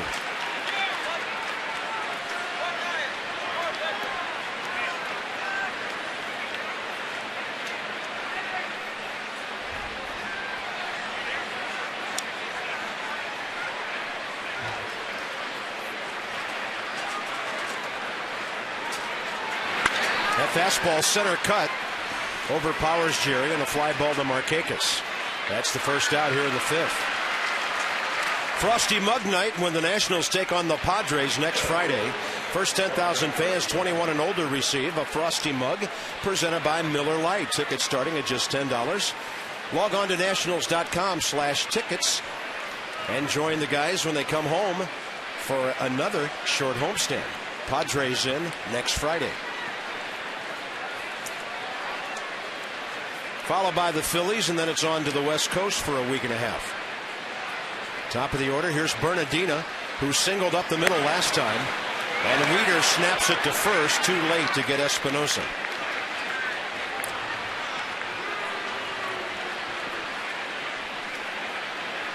A quick snap throw from Matt Wieters. A little tougher to get that throw down, Mike, with that left-handed batter sitting there. Yeah, left-handed batter. Good to have a right-handed first baseman. Get that quick tag down. Sometimes the catchers will use that as a disguise to hide behind the hitter. 2-0 to Bernardina. 2 strikeouts, a base hit. Henry Rodriguez set to take over in the 5th. A guy who can throw the ball through that brick wall back there. But sometimes you have to see if it's going to hit the wall. His control has been an issue, but lately a little better. I'm going to say he's tried to throw it through the brick wall a couple of times this year, but he's been throwing strikes lately. Fastball 98 to 100. Nasty slider and a good change to go with it. He can throw strikes. Bernardina hits one out to left center. That ball's got some carry to it. And it is off the hands of Jones and out of the ballpark. That's a home run for Roger Bernardina. as Jones crashes into the wall, and Washington adds 2 more runs. It's 10-5. And my goodness, the ball is carrying tonight. Yeah, right towards that left center field alley, and that's where the opening to the ballpark is. And again, it just seems like there's just tremendous backspin and carry. This ball just doesn't seem to slow down. And it's off the webbing of Adam Jones's glove. Well, I'm scoring that one 8 assisted. HR 8 assisted. And I have no idea why the ball is carrying like that to left center, but I feel like I'm at Coors Field in Denver, Colorado. It's the first time all year it's carried like this. Yeah, that's not exactly a cheap part of this ballpark either. Here's Desmond. That's Bernardino's first homer of the year and the 12th of his career. Desmond drills a base hit. There he is when he goes to right field. He's pretty good. And the Orioles fans now are starting to let the reliever and the manager hear it. Season high 10 runs scored for the Nationals. Mark Connor will make his way out. What did I tell you before the game, Mike? 10, you 12, did say it. 12, I 10. didn't believe you. I didn't think you knew what you were talking about. We were talking. There's a lot of people out there that think that. I didn't know. Yeah. Believe me, but I turned to you before. You made a believer out of me. We were both talking about our offenses. You were talking about the Orioles offense. Yeah. I was talking about the Nats offense. I said, you know what that means? 12-10 final. Well, I thought they had changed the drink menu in the media dining room when you said that. After your pregame meal. Well, it was only a matter of time before the Nationals hitters decided to, take it upon themselves to go out there and get the job done. And I mean, it's funny, and then we, I guess, talked about it a lot. You were talking about it and just made such an important point on the Espinosa at bat early in this game. And really, to go back and look, that's where it all sort of started. 10 pitches. After an at-bat like that, you're hoping a guy walks or gets a hit, and then he drives in 3 runs. I mean, I'd love to see those at-bats where you grind them out. I love grinders. Placido Polanco is one of my favorite hitters in baseball because he goes out there, and every single time he's a tough out. He's fouling off pitches, 2 strikes, he slaps one to right field. We haven't seen that yet this year. We're seeing it tonight for the first time. Off-speed pitch has Nix out ahead of it. And that's something that's contagious. You get a guy that goes up there with an at-bat like that, and, I told you, Mike, I said, that'll fire up the dugout. That'll light everybody up. So if he can do it, I can do it. Hitting's contagious. It's about time these guys broke out the bats. They look great at the plate tonight. Target in on 0-2, and Nix strikes out. Second out of the inning. That was Clay Rapata you saw out in the Orioles bullpen, one of their 2 lefties. Good late dive on that one. And the 8th man to bat in this inning will be Jason Worth, who has singled, grounded out, and been hit by a pitch with the bases loaded. So 9 batters to the plate in the 4th. At least 8 batters to the plate here. I should say at most 8 batters to the plate here. I mean, you don't know what Jason Worth is going to do, but that wild pitch will send Desmond to second base.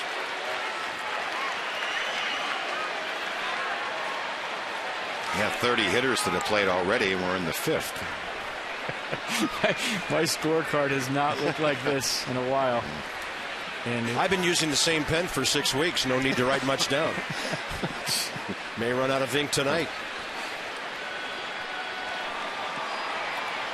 1-0 to Worth, who's driven in 15 runs on the year. That's what's kind of in the back of my mind still. Jason Marquis. Now 10-5. Yeah, that's a question I asked as we went to this inning. Do you have to let the guy know immediately when he comes off the field, Mike, that he's out of the game? Usually you do. And with him going right over as soon as that inning was over, it's just like Jim Riggleman had his mind made up. That was it. Whether it was pitch count or just the results of the last couple of innings. Boy, now you hope you don't send that next guy out there and the bullpen blows up. Long way to go in this one. Of course you don't hope that, but if you're Jim Riggleman, I mean, it's just so curious for us, Mike. We've seen him give guys more rope than most managers ever give starting pitchers. Like, okay, it's time to go to the bullpen. Why is this guy in the game? And for him to do this tonight, if indeed Jason Marquis isn't going out there for the 5th, is just a really odd move by a manager that lets his pitchers qualify more times than not. In Marquis' previous start, he only had 6 ground ball outs. He only got 4 tonight in 4 innings. So this is not the way Marquis usually pitches. In Riggleman's defense, this is not the way Jason Marquis usually gets his outs. But there's been guys in that clubhouse that have had tough luck losses. Talk about Livan Hernandez. You know, the last 3 starts, 0 runs. The last 4 starts, 1 run. You know, these are maybe the starts where you gain a lot of confidence from your manager. Jason Worth drills one to right center. See you later. It is 12-5. Nothing at all cheap about that one.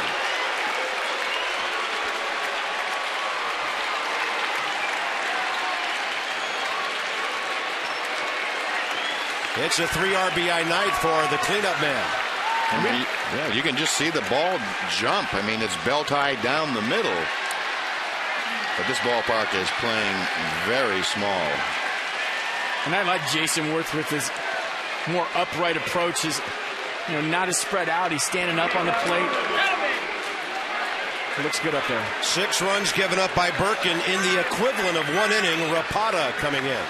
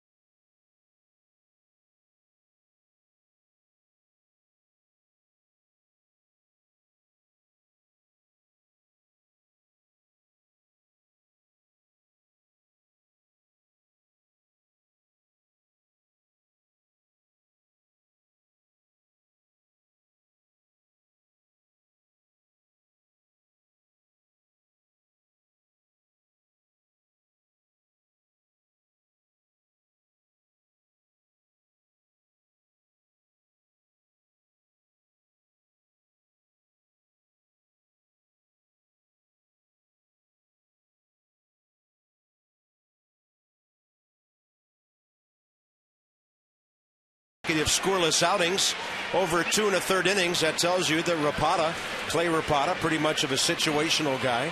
30-year-old lefty. No, that's him. Sidearm, a low sidearm delivery, fastball, big sweeping breaking ball. Wow. Here to put out the fire of the 5th inning. Matt Steers is 0 for 3, and it's only the 5th inning. He's the DH tonight. He looks at a first pitch right under his hands on the inside corner for a strike. He's 2 for 25.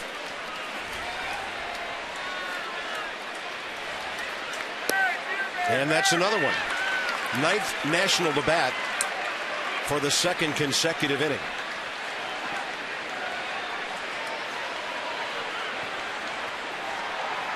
And a breaking ball gets him, and Rapata gets a very quick out.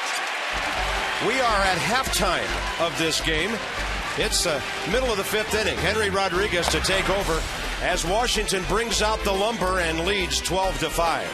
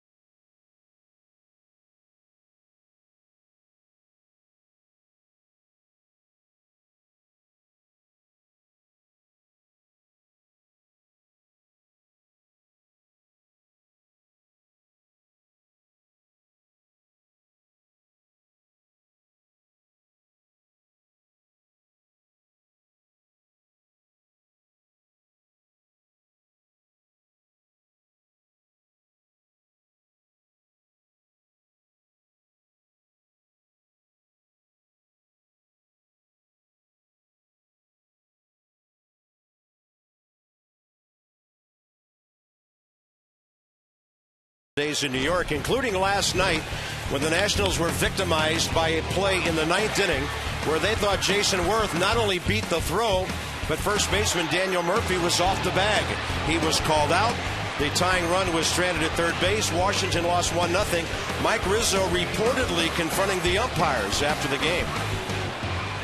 I contacted Joe Torre immediately after the incident with the umpires, and he assured me that despite a lot of the reports in the media, this by no means is an investigation against Mike Rizzo. This is an investigation of what happened last night after the game. And with that said, like I said, after the incident, I was proactive to call Joe Torre about it, informed him of it, and right now it is an active investigation in the hands of Joe Torre. I trust Joe Torre explicitly that he'll do the right thing by it, and he's going to investigate it, and we'll see the results afterwards. And, of course, FP and I were there. Our cameras were there. Jim Riggleman was there. We discussed it with him after the game last night. Everybody knows the wrong call was made. Some would say that's baseball. You've got to move on. Hard to do. But when the same guy keeps making the wrong call consistently, I think that's the big beef there. I think the umpiring situation will get better under Joe Torre. I think there will be more common sense injected into the whole process. Mike, do you agree? Knowing what kind of guy Joe is? Yeah, I certainly would hope so. Henry Rodriguez, when he throws strikes, he's pretty good. Fastball 98 to 100. Got a nasty hook to go with it, a changeup, Mike, that's 90 miles an hour. So let me get this straight. You have 101? Wow. Torre investigating Rizzo about Cuzzy. Sounds like an episode of The Sopranos to me. All right. Wieters 1 for 2 with that RBI double off the glove of Bernardina in center. There's that killer breaking ball that he can drop in. Started that thing a little bit outside, and that is the first out, bottom 5. When a guy throws 101, he drops this on you, you'll hear guys in the dugout saying that's not fair, and I'm sure that's what Matt Wieters is thinking after seeing that. Henry Rodriguez is only 24 years of age. Nats got him with outfielder Corey Brown in a deal for Josh Willingham December 16th. First couple of years in the big leagues, only 32 appearances with a 4.26 ERA. The Nationals knew they were getting one of the most live arms in baseball. Now it's a question of command.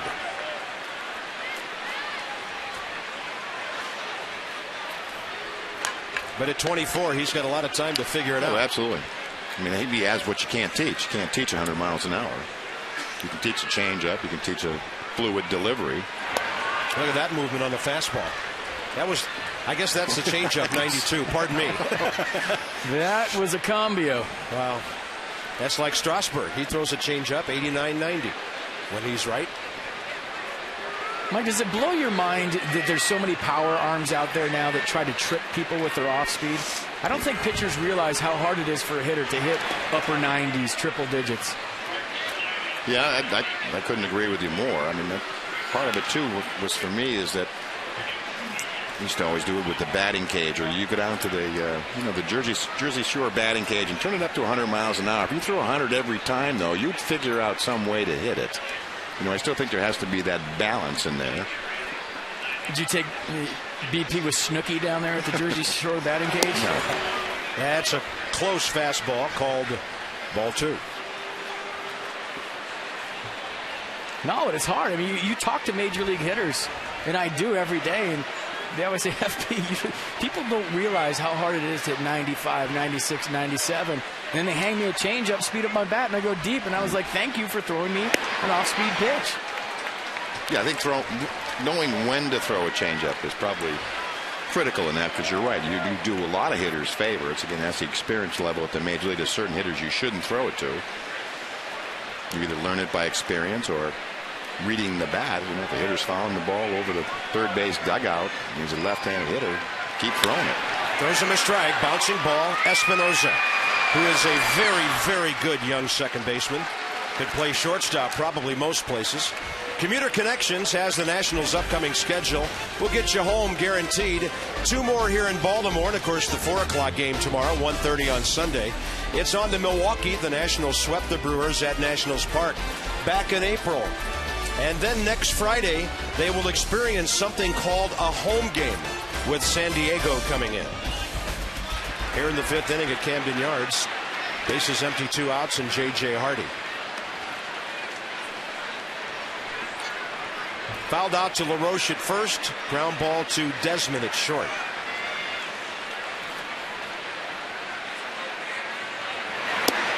And Rodriguez, possibility of a W sitting out there for him. He does not have a decision as a National. His major league record is 1-0. That ball is crushed off a fastball down the middle. And J.J. Hardy didn't get all of it. Now the one we thought might be way out of here, it just died out there. Guess when you throw that hard, anything that hits wood sounds like it might be going a long, long way.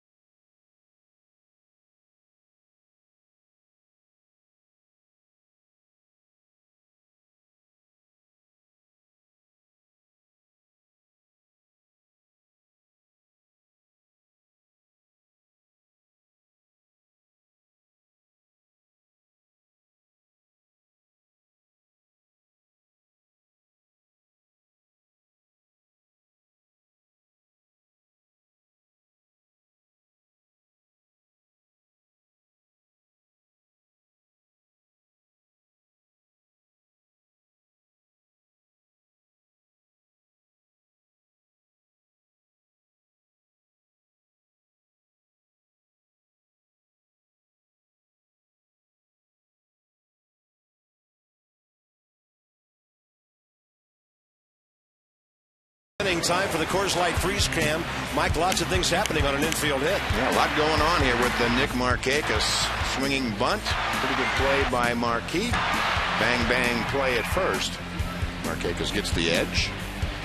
Tie and the Coors Light goes to the runner. Coors Light freeze cam brought to you by Frost Brewed Coors Light. Top of the 6th, Adam LaRoche leads off. Orioles have walked him twice. He has scored twice. Wow, looking at this scorebook.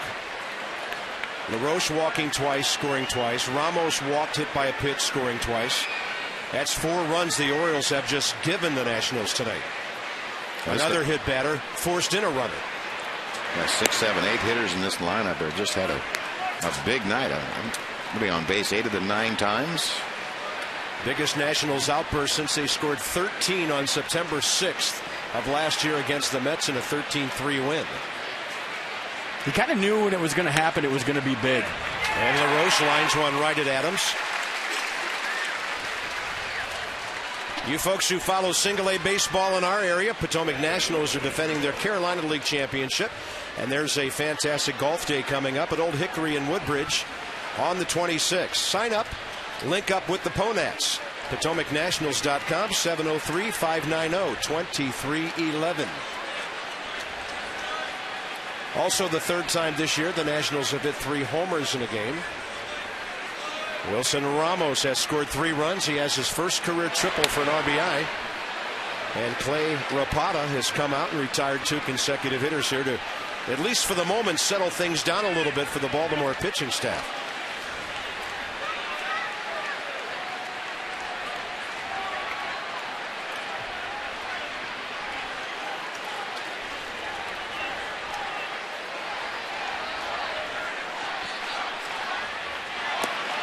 That's a breaking ball that stays way outside.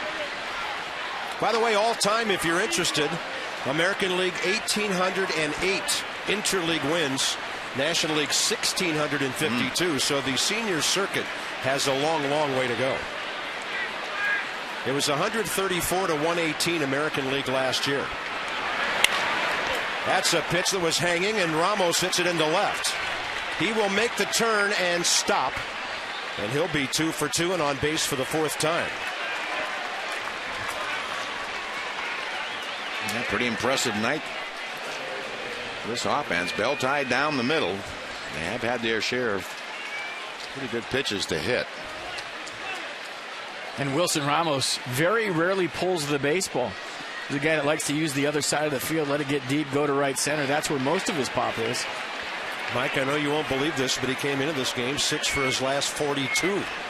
The Nats have had some real quiet bats.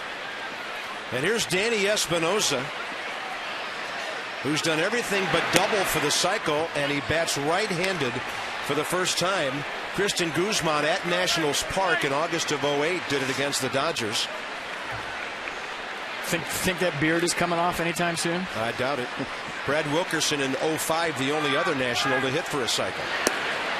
That's low and inside, 2 balls, no strikes. And as FP knows, this is considered his better side of the plate with that swing. Able to get on top of balls right-handed. But I'm sure Mike is scratching his head right now saying, yeah, this is better. He's going to be better than that other side? Yeah, maybe right. Not tonight. No. He'll have to hit a hotel right now to be better than that. Oh, that's where Jason Marquis might be right now.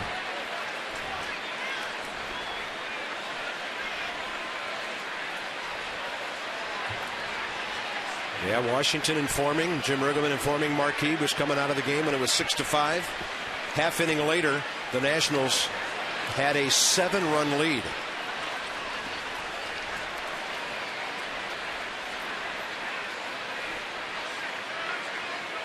Espinosa, 5 RBIs on the night. He's at 27. There's a frisbee that stays up and away, 3-1. This could be interesting. Great hitters count for an extra base hit. Well, certainly a big time swing. Yeah, he doesn't get cheated in these counts. Watch, he'll let it fly.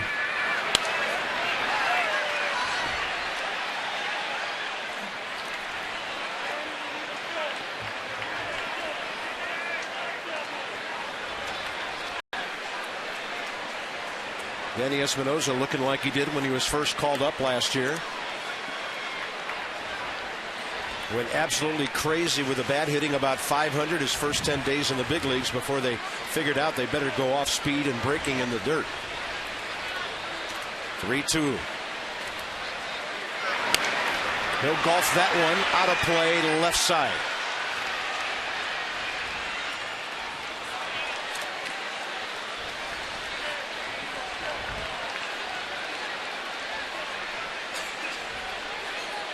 Wilson Ramos has singled with 1 out here in the 6th. Washington 12 runs on 12 hits.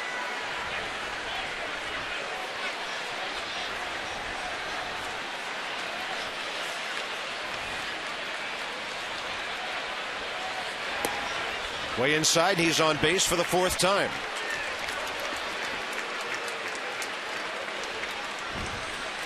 First walk issued by Clay Rapata, who will face Jerry Hairston Jr., the number 9 hitter in the Washington lineup. I mean, the only thing we really didn't take into consideration about Jason Marquis is whether, he was feeling a little something. We talked about that swingy bunt down the third baseline, him throwing back across his body to first base. So maybe there's a little something going on with that. I don't know. It's just one of the more curious moves I've seen this year. Yeah, just judging from the conversation that we were watching take place, I wouldn't think that was much more animated than that, and certainly trying to plead his case to stay in the game. And a fastball in there to Jerry Hairston. 1 for 3 with an RBI single.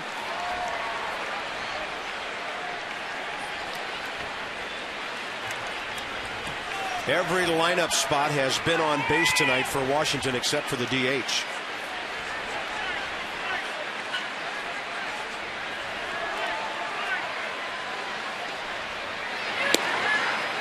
That'll be a swing, 0-2.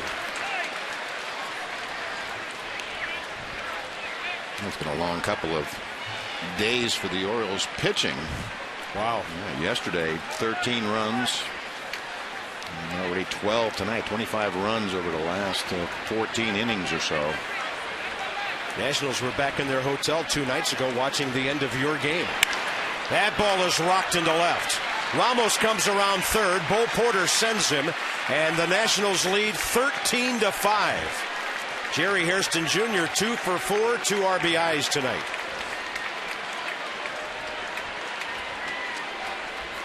We're talking about 2-strike approach, 2-strike at bat. Nice job of Jerry Hairston getting a 2-strike knock right here. We've seen it all night long from Nationals hitters, battling with 2 strikes, putting the ball in play. A lot of stuff we haven't seen all season. It's a good sign for these guys, good sign for Rick Eckstein and his Nationals hitters. Top of the order now, Roger Bernardino, who homered off the glove of Adam Jones last time, out in deep left center. And the Baltimore bullpen stirring a bit. This is an unusual way to get a 4-bagger. The ball just flying out of this ballpark tonight. Just the carry just seems to keep on going. Home run, 8 assisted.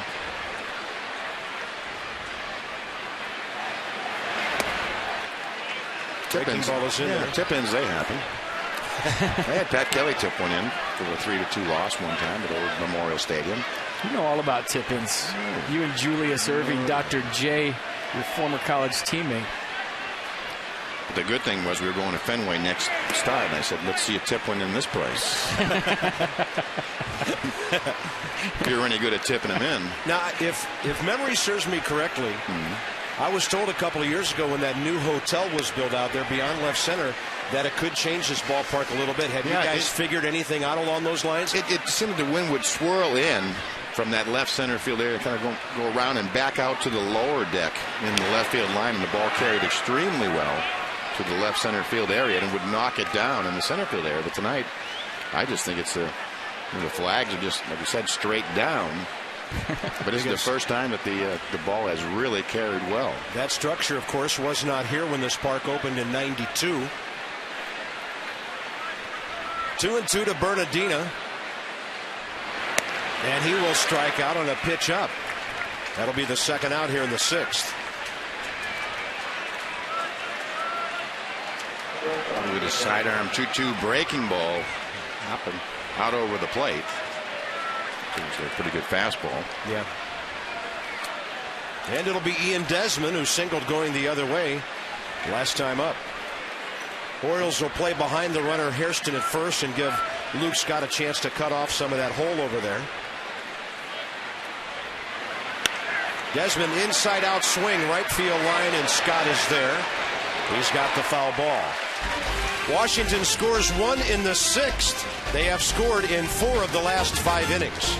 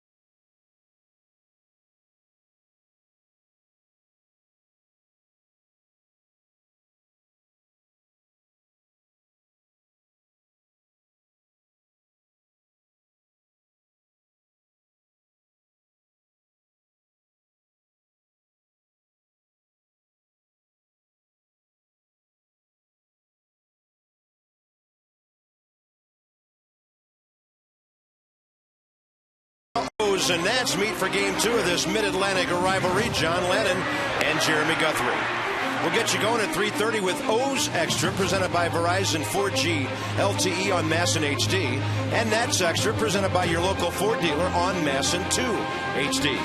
First pitch, 4:05. All the access you need right here on Masson. Bob Carpenter, FP Santangelo, Mike Flanagan, Jim Hunter will be back for the top of the 8th inning, if we ever get there. And bottom 6 coming up as Henry Rodriguez goes out for another frame here for Washington. Mark Reynolds, Ryan Adams, and Felix P.A.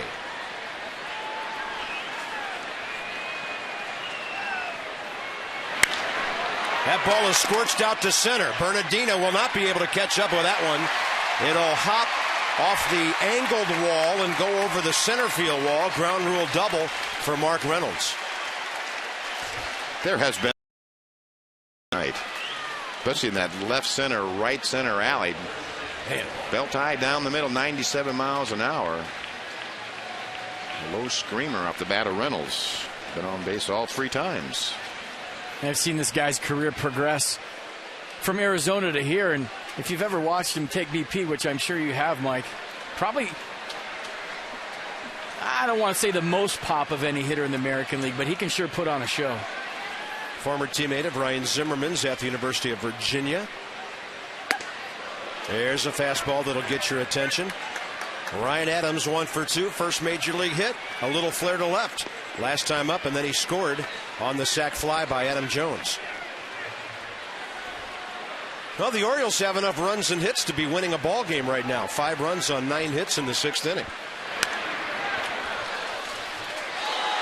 Yeah, their magic number this year has been the number 4. When they score 4 or more, that's usually a win. And one more hit, they'll have 10 for the 6th consecutive game.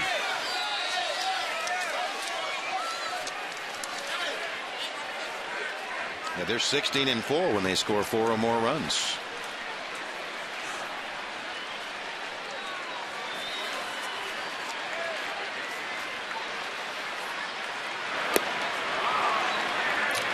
And that'll be 1-2 now, as Adams couldn't get that, a low one.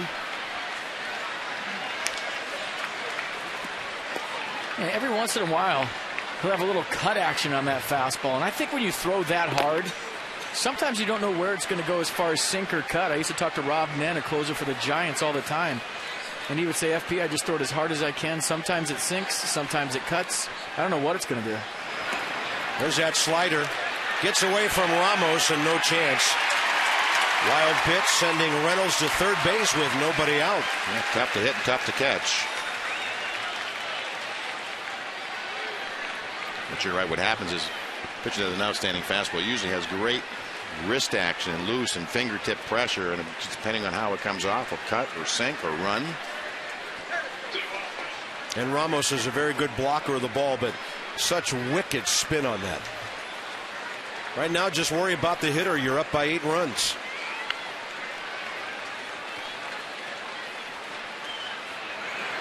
He'll take care of that part of it. Oh, no throw by Ramos, and Adam LaRoche had to pick that out. That'll be the first out of the inning. Yeah, pretty good breaking ball. When someone's throwing 100 miles an hour, 101, you'll get these kind of swings. Just trying to put it in play. Ramos kind of throwing flat-footed down there to a very good defensive first baseman. Top of the order now, and here's Felix P.A. There's no panic in that guy right there. We've seen him make some picks and some plays at first base. It just looks like he's playing soft Sunday afternoon with a bunch of his friends. He's got a tremendous glove over there. Just got to get the bat going. P.A. RBI double off the wall in left center last time up, and then he got it hung up between second and third. As it turned out, the Orioles might have been able to tie the game in the 4th inning had he not been thrown out. They settled for 2 runs in that frame and went into the fateful 5th down 6-5. And then Washington scored 6 times. They now have Todd Coffey up. Yeah, the momentum really seemed to leave the Orioles on that play with PA in that third base. Seemed to take the wind out of the sails, and certainly after that, the Nationals have had a big night with the bat. And They have earned every one of their runs, it seems. Yeah, and the thing is, Mike, that was the first out of the inning. After the walk, the single, and his double.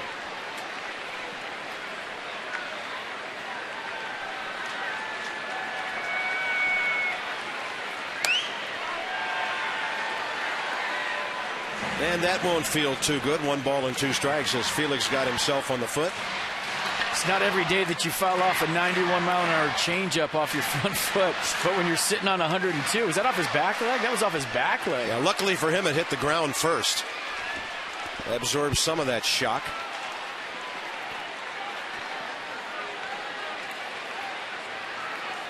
Nine strikeouts his first 6 innings as a National League pitcher, Henry Rodriguez. He has struck out 1 while getting 4 outs here. Actually 2 now.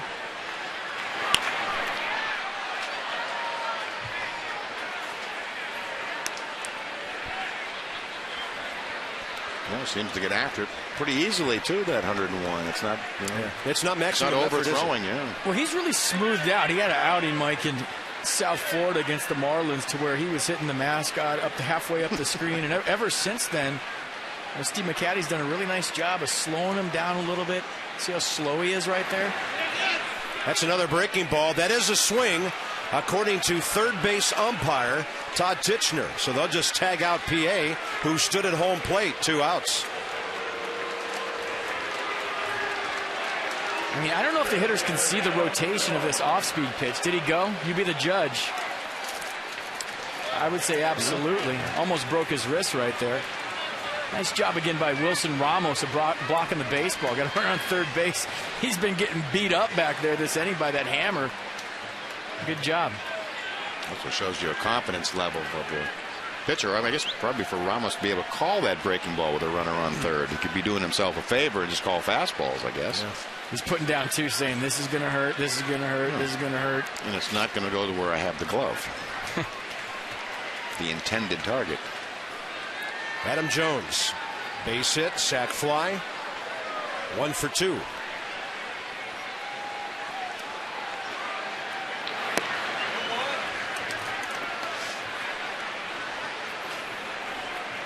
After J.J. Hardy ending last inning and Mark Reynolds starting this inning hit him hard, Rodriguez has been keeping that fastball down.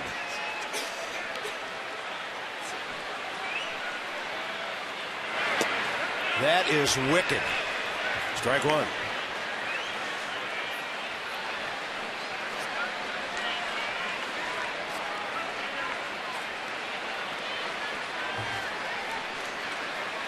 Two outs, bottom 6. Washington 13, Baltimore 5. Out hitting the Orioles 13-9.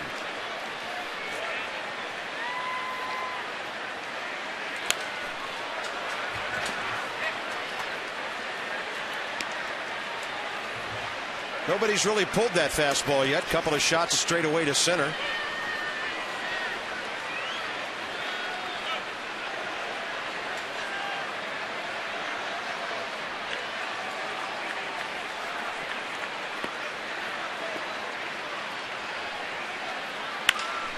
Waiting for that slider and a little bouncer over to Hairston. That'll do it for the Orioles. They've stranded 6. On to the 7th inning. 13-5 Washington.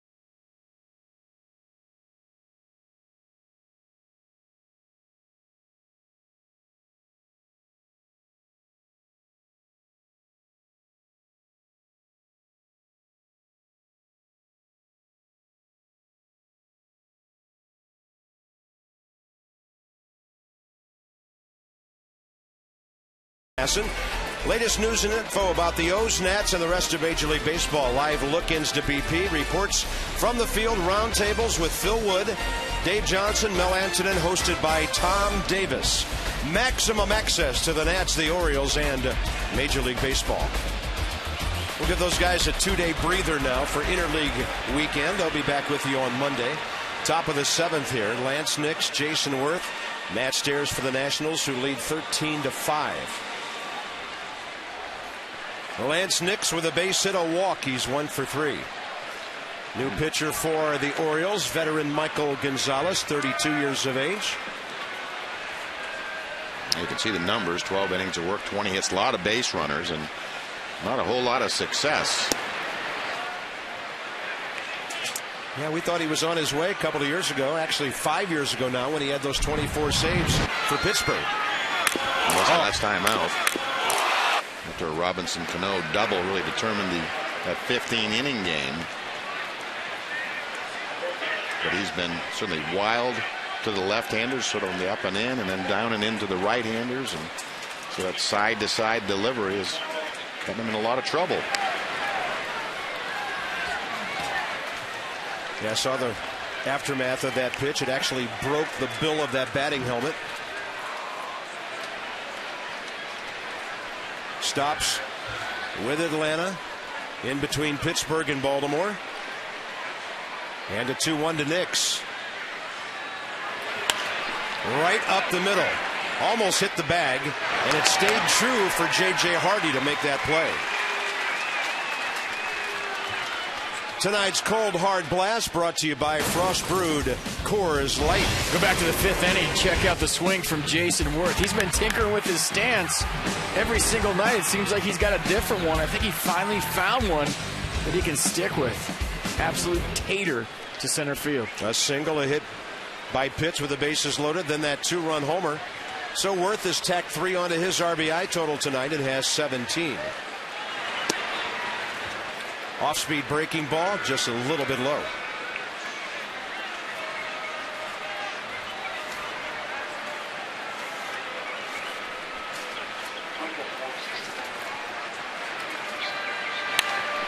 Worth going the other way with that fastball. You remember that controversial play yesterday in New York? The one thing I took from it, and I talked to Jason Worth after the game, I said, you just locked yourself in, didn't you? And he said, absolutely. It was the first time I saw his leg kick nice and early and slow, and his foot landing softly, and his head not moving around. That one line drive, one hopper to Turner at third base yesterday. You could see it. I mean, when you were around guys enough, you watch him every single day. It was the one swing that I've seen from him this year. Didn't get the call at first base, didn't end the way he wanted to. But he agreed with me. He said, I got it. I'm there. He gets a good piece of this one out to left field. See you later. 2 on the night for Worth, 4 RBIs, and Washington leads 14-5.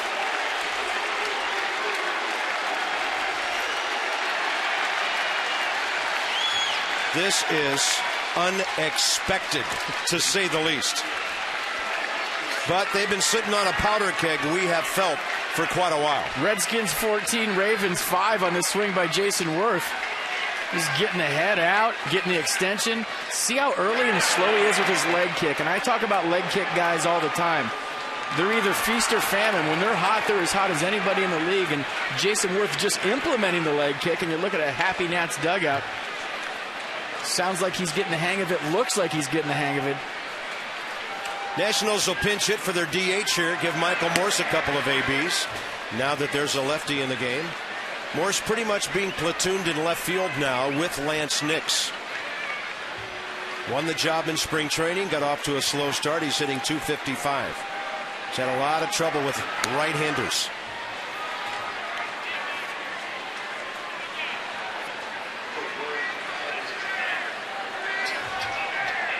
Ninth multi-homer game in the career of Jason Worth. Backdoor breaking balls in there. And Washington has hit 4 home runs tonight. And none of them have been solos. Fastball up and in, 2-2. Well, before that one. You know, I'm so locked in, I just wrote down 2 dots for 2 RBIs. Thanks for the correction, partner. You're not used to this kind of score sheet. He could have embarrassed me on the air, but he didn't. I do that every night. Just only in the day of a game. But I'm not sure, other than Espinosa, if the Nationals hit a home run in April that had anybody on base. Only on game day, Mike. Do I embarrass my partner? That's it. Off days, we're good. Off days, we never go near each other. Never have a disagreement. 2-2. On that breaking ball in the dirt, Michael Moore strikes out. 2 outs. That'll bring up LaRoche. And that breaking ball in the dirt. And Wieters gets one of those ones Ramos was getting the last inning. Yeah. Both catchers, both young guys. They'll be okay tomorrow. A couple bags of ice, be ready to go. No 4 problem. o'clock Go start. get it. Yeah, 4 o'clock start. We're good.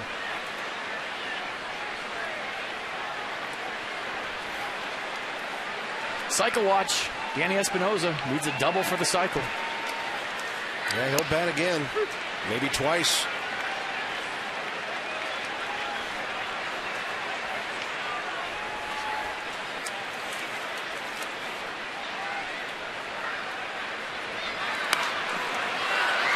And LaRoche will foul one on a play.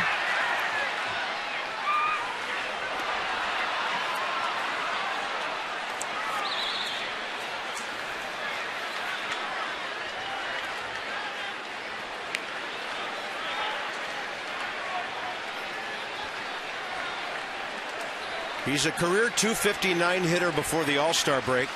Nationals would love to have him end up anywhere near there by the middle of July. Usually hits .293 to .295 after the break.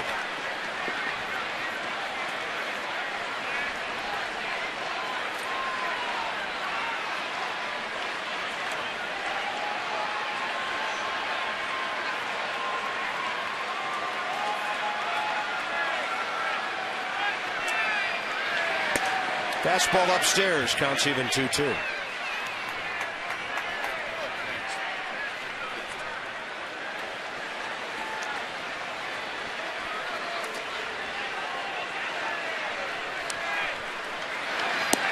And a big breaking ball for the strikeout. Washington has now scored in 4 consecutive innings and 5 of the last 6. And the man from the land of Lincoln sends one flying. He's hit 2 tonight.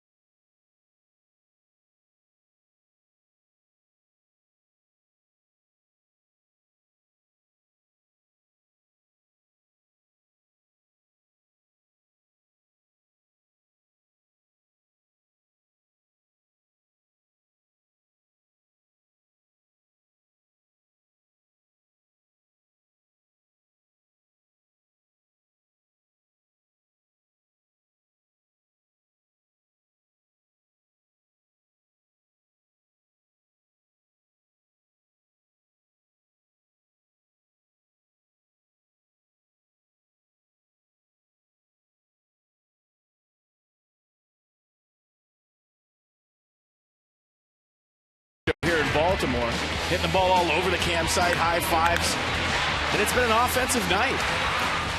And if you're a Nats fan, you've been waiting for this game for a while. If you're an Orioles fan, maybe hard to watch, but it's been exciting. There's been a lot of offense. There's been a lot of balls flying all over the place. And Jason Worth with a couple of taters, and he's absolutely locked in. And those are the at-bats Nationals fans have been waiting for all season long from Jason Worth. So here's our game summary. Danny Espinosa 3 for 3 with a walk and 5 RBIs. Worth goes yard 2 consecutive times. Vladimir Guerrero is 2 for 3 for the Orioles. So bad here in the 7th. He not only has a 6-game hitting streak, but another multi-hit game, his 17th of the year. Danny Espinosa will be the number 2 hitter when Washington comes up in the top of the 8th.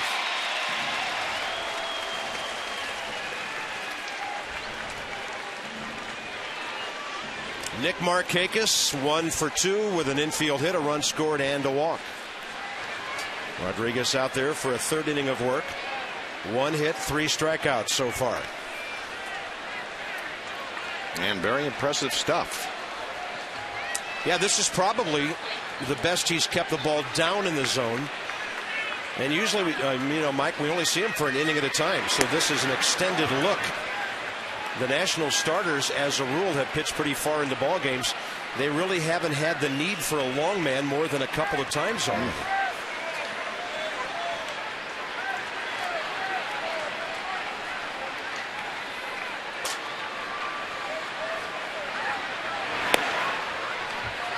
Takes a little bit off. It's only 90. Saying we've seen an 89 mile an hour change, 90 mile an hour changeup.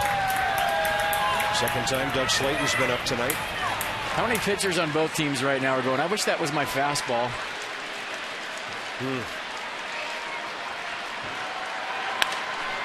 Severe down and away movement from the left-handed batter there.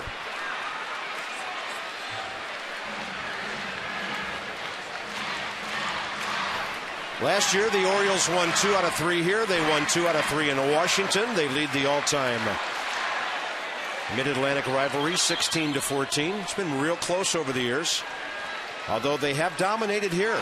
7 of the last 9.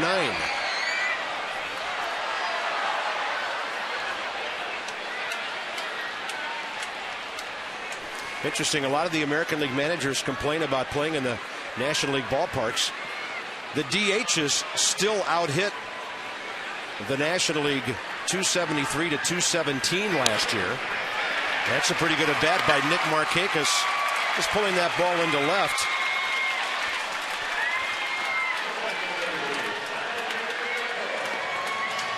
Well, Nick's always been a pretty good breaking ball hitter. That ball ripped on about ankle high.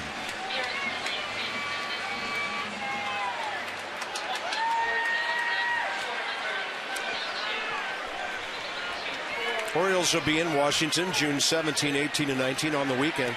Hey, I thought it was respectable when the American League pitchers hit over 100 last year. Yeah, that's pretty good. They hit 105. The National League pitchers 145. A lot of things were even. Team ERAs were pretty close. Stolen bases were close. Homers, runs per game. And tonight's first interleague game will draw over 24,000 here.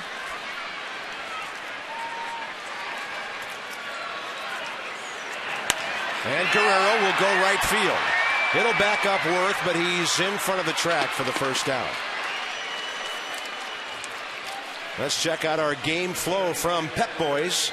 Pep Boys does everything for less. Call 1-800-PEP-BOYS. 1 out, 1 on. Bottom 7 with Matt Wieters coming in.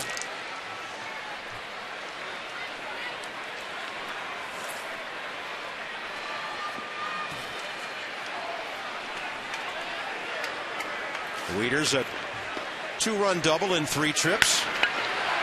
He's going to swing early in the count, fly one to Lance Nix.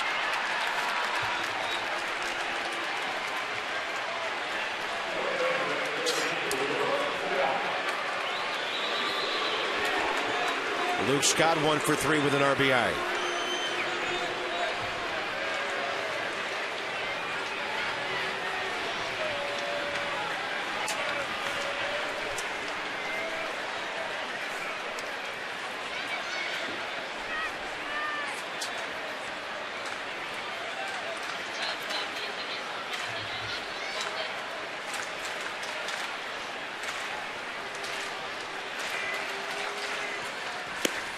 Pumping fastballs. And that one had a little cut to it. You saw Wilson Ramos caught that ball. Hard to tell if guys are warming up or getting their work in right now. Slayton down, Coffey back up.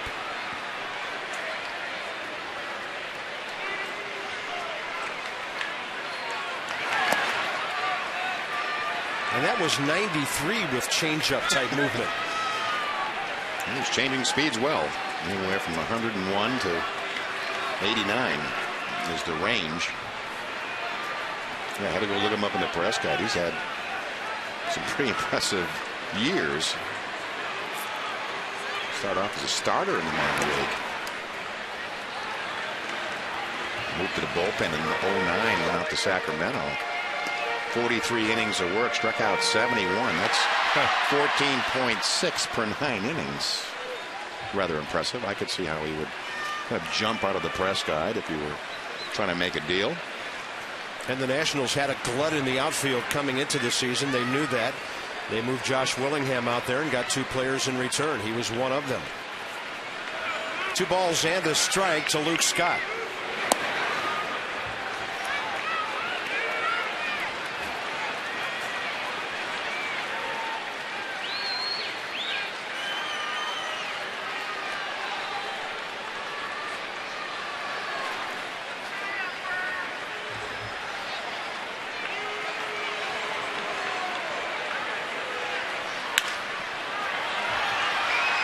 And with 2 outs, that'll fill the count.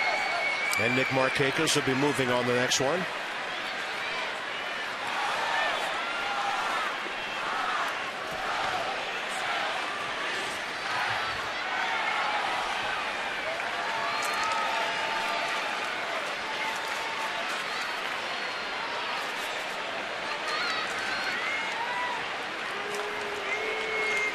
They play behind Scott at first, or rather behind Markakis. And Scott will fly one out to center field. Gentlemen, it has been a privilege. We'll see you tomorrow. Easy for you to say. 14-5. Jim Hunter is back in just a moment.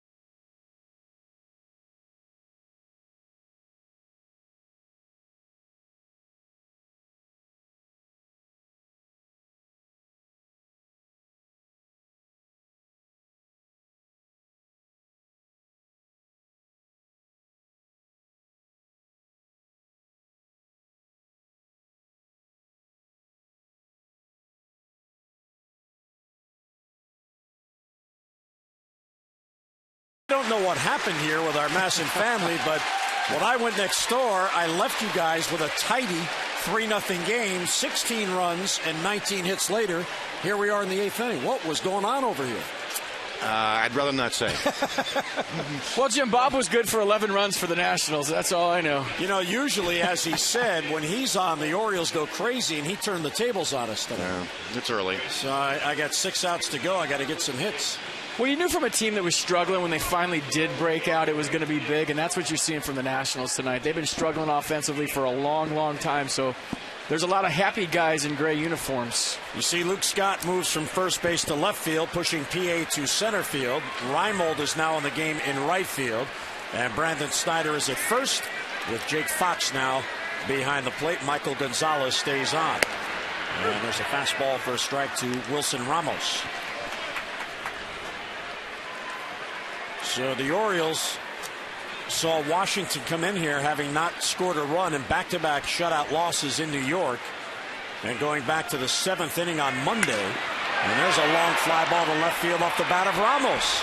And that ball's going to get out of here, and the barrage continues against the Orioles.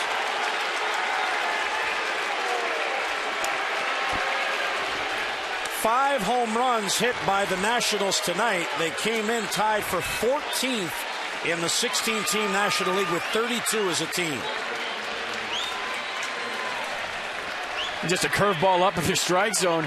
We talked last time, Wilson Ramos' strength is to right center field. Tonight he's pulled a couple of baseballs. Now all of a sudden the Nationals have two guys that are a double short of the cycle. Wilson Ramos and this guy at the plate right now, Danny Espinosa.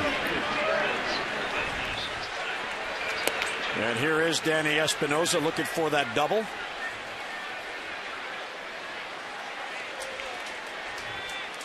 A 5-home run game for the Nats, who now lead it 15-5. And Espinosa swings through it. And Mike, as we saw when the Orioles were beginning to turn it around, going back before and then into that Tampa Bay series last weekend, it was all about the starting pitching setting the tone. Jake Arrieta knocked out after 3 2/3 tonight, and the tone was set adversely the other way. Yeah, the last 2 days, the starting pitching just hasn't been there. That's an understatement. What's that? 28 runs the last 2 games. And the 1-2 is low.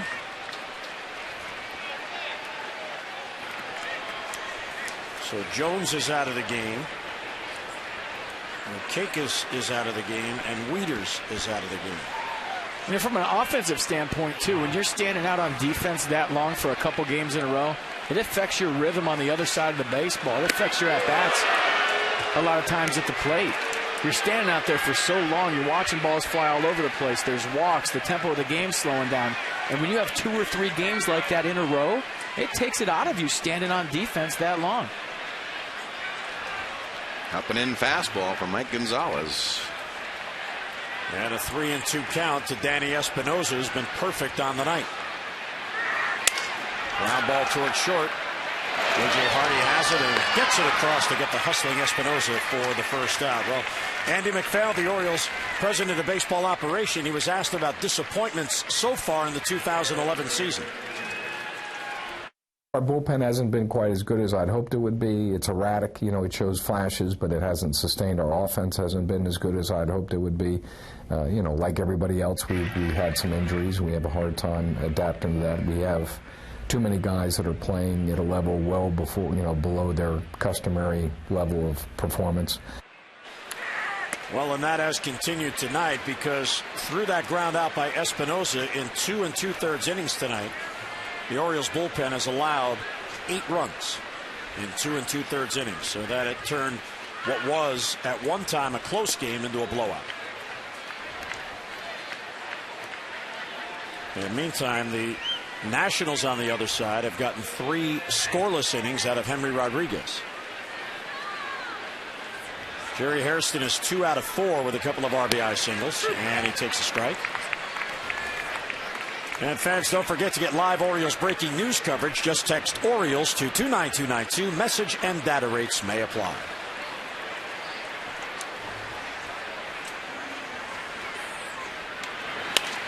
Popped up right side. Brandon Snyder calls.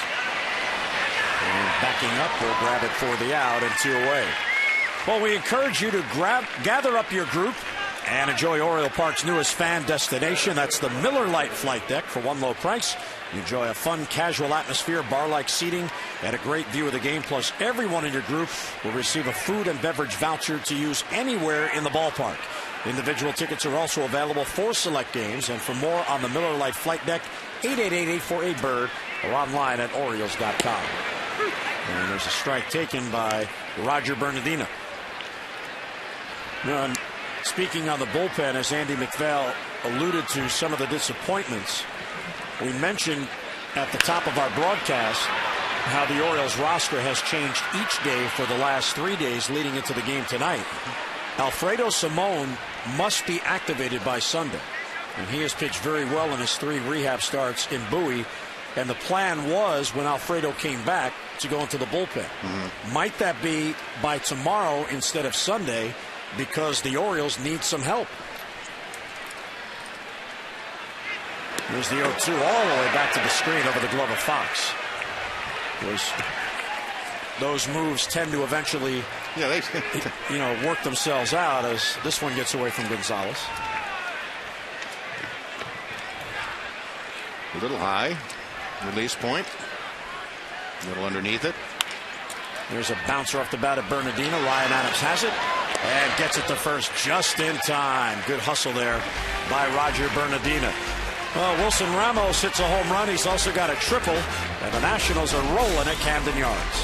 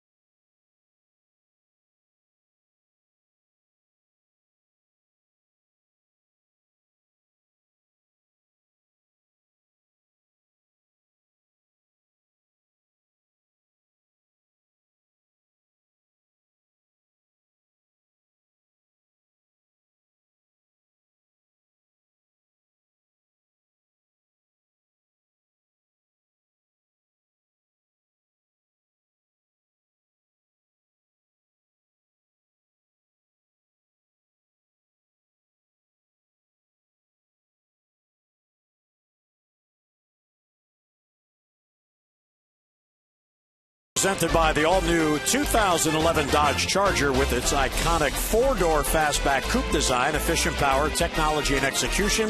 The all-new 2011 Dodge Charger was built with the young at heart and passionate performance driver in mind. Visit your local Dodge dealer to learn more and schedule a test drive. You'll be glad you did. Outstanding-looking vehicle. Just a couple moments ago, for you Orioles fans that haven't seen it, here comes Todd Coffey out of the bullpen, and I've nicknamed him Big Pot. Comes flying in every single time he's ready to pitch. And a lot of times when Jim Riggleman hands him the ball, he's got to look out. You'll see the manager actually step away from a collision when Coffey comes in from the outfield. You see the numbers on Todd Coffey. Fastball, slider, split. Fastball go about 91 to 93. His slider has been fantastic of late. Here's a new right fielder. Brian Bixler takes over. There's Jason Worth. Takes his big bat out of the lineup. 2 home runs and 4 ribbies on the night. Here's J.J. Hardy against Coffey.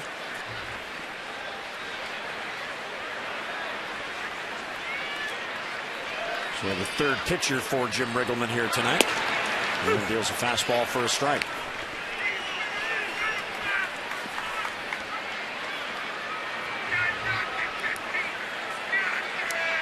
So the Nationals came in here looking for their bats. They certainly found them. And the Orioles' pitching problems for a second consecutive day have helped that out. Brad Bergeson had a short start last night. And Jake Arrieta, very uncharacteristic of Jake tonight. It's only his second poor start of the year and 10 overall.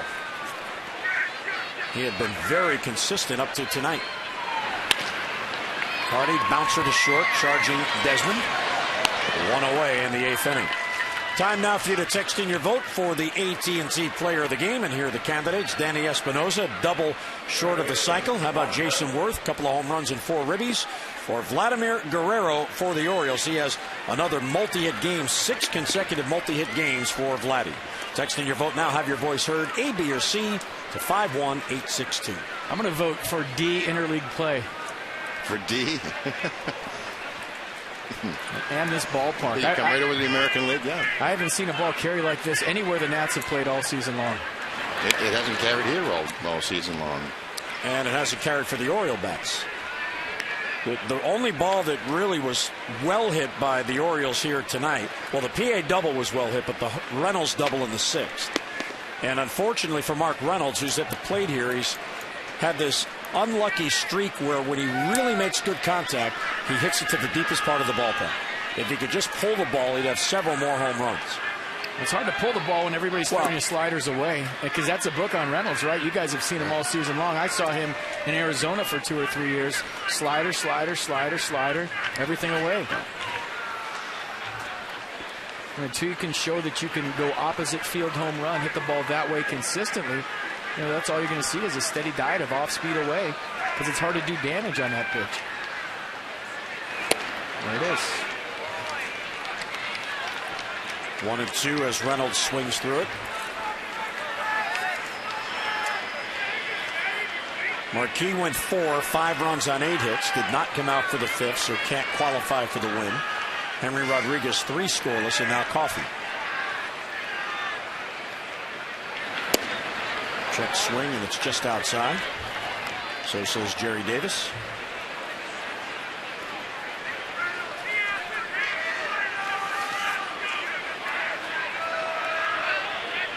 Coffey's been in pro ball since '98. Here's the 2-2, pulled down the line. That is a foul ball. He has survived Tommy John surgery, that back in the 2000 season as a minor leaguer in the low minor leagues with the Reds.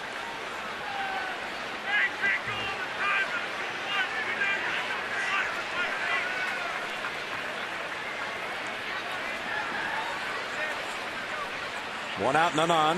15-5. The Nationals have the lead. And Reynolds a good cut there, fouls it straight back.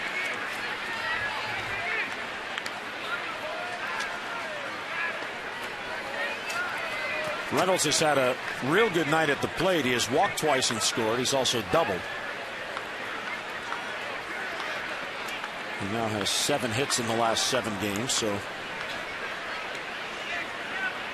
creeping his way back towards that 200 mark. There's a ground ball towards third. Big bounce for Hairston. And fires across. Of course, Harrison feels very comfortable here at Camden Yards. This copyrighted telecast is presented by authority of the Orioles and the Nationals and may not be reproduced or retransmitted in any form. And the accounts and descriptions of this game may not be disseminated without the express written consent of the Orioles and the Nationals. The 2-downers, Ryan Adams making his major league debut tonight. He singled in the 4th for his first big league hit. Also scored on the sac fly by Jones. And as I was watching in the next booth, Henry Rodriguez strike out Adams on that breaking ball after the 101-mile-an-hour fastball to set it up. I was wondering how many of those he saw this past week in AAA. That's Buck Showalter made a point of reminding everybody today at his pregame press briefing about the difference, even between AAA and the major leagues, how much different it is and how much harder it is up here. The game moves a lot faster. I'm just talking about one level, but it's the highest level. You come from AAA to the major leagues, everything moves just a click faster. Breaking ball pulled to third. Hairston gets another one and gets it across. So Coffey comes on in a 3-up, 3-down inning. We'll head to the 9th, 15-5, the Nats in front.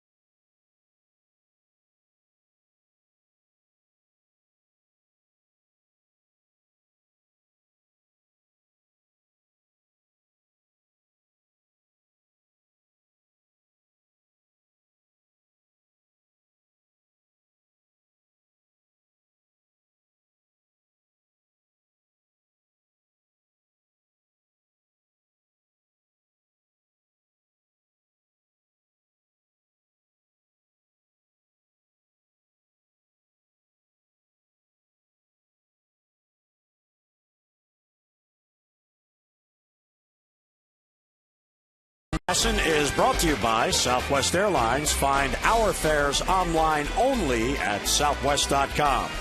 And by your local Ford dealers. Beautiful night in the Inner Harbor. And the Nationals are certainly enjoying their trip to Baltimore tonight. 15 runs on 15 hits. And Kevin Gregg comes on to get an inning of work in. He'll come out of the bullpen and see 7 saves out of 10 opportunities. About a 3.5 ERA. Last outing was on Wednesday, pitched the 9th inning of that game. The fastball slider command has been good. Robert Andino's now at shortstop, so J.J. Hardy's night is over, and every position player got in the game tonight. All 4 on the bench are now in the game, and 4 of the regulars getting a couple of innings off. Hard hit ball, base hit to left field. So Ian Desmond has a base hit, greeting Kevin Gregg. Every Oriole pitcher in this game, of course, Gregg's only faced 1 batter, but the other 4 all allowed runs. Well, what a difference a day makes. I mean, yesterday Livan Hernandez broke up a no-hitter in New York, and he had the only hit through 7 innings for the Nationals. Now tonight they have 15 runs on 16 hits. Just goes to show you never know what you're going to get.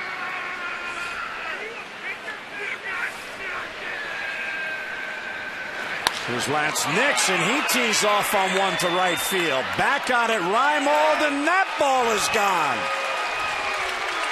What has gotten into the Nationals' bats? A 2-run shot at 17-5. I'm going to say a lot of fastballs that got a lot of plate tonight. And Lance Nix, the one real threat in this lineup since opening day. He's been the most consistent hitter. He likes the ball down in the zone. We've seen him dig out some home runs in the past. And when he squares one up, there is no doubt about it. That's probably the shortest home run he's hit all season long. 6 home runs hit against the Orioles here tonight. Yeah, and they've scored in the last 6 straight innings. They've homered for, 3 straight innings. For the last 5 innings, they've homered.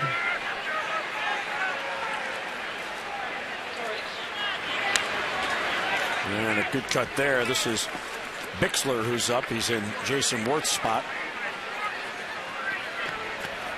First at bat of the night for Ryan Bixler. So Kevin Gregg comes on. So every Oriole pitcher in this game is allowed to run. And high and tight with the fastball. Of course, the guy that comes off the bench that had nothing to do with anything all night gets a close shave with the fastball up and in.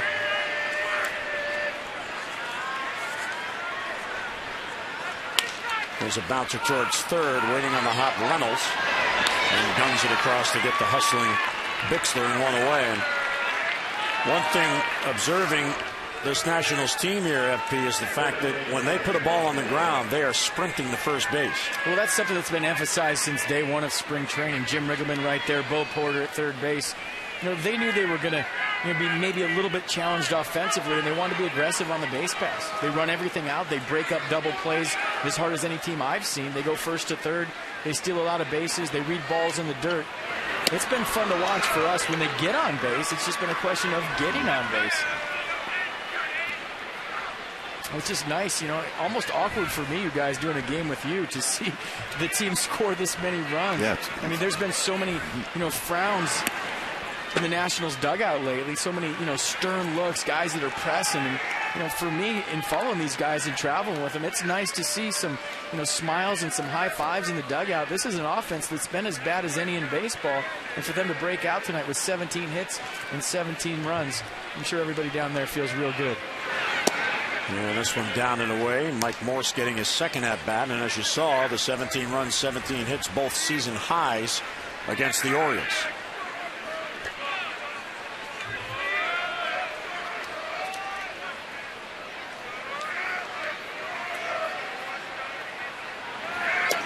There's a breaking ball in there for a strike.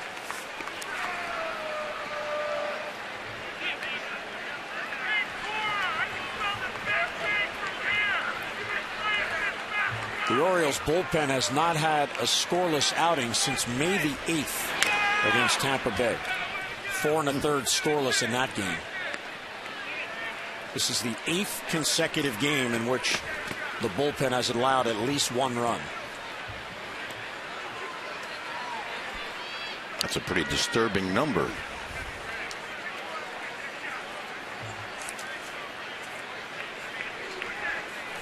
And they've allowed runs in 19 of the last 20 with that lone scoreless appearance in there.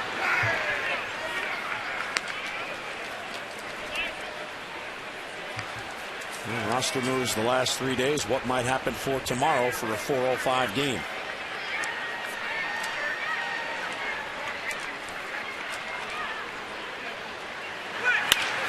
This ball's looped towards left field. That's going to fall. Luke Scott was very deep on Morris, and there's a single. So the 3rd hit in the inning against Kevin Gregg. Here's an update on the voting for the AT&T Player of the Game, and Danny Espinosa, doubles shy of the cycle, has the lead. Still time for you to text in your vote and have your voice heard. A, B, or C to 51862, and the results come up with Amber and Rick on O's Extra postgame. And another player off the bench for Jim Riggleman. Here's Alex Cora, a veteran infielder. And he takes a strike.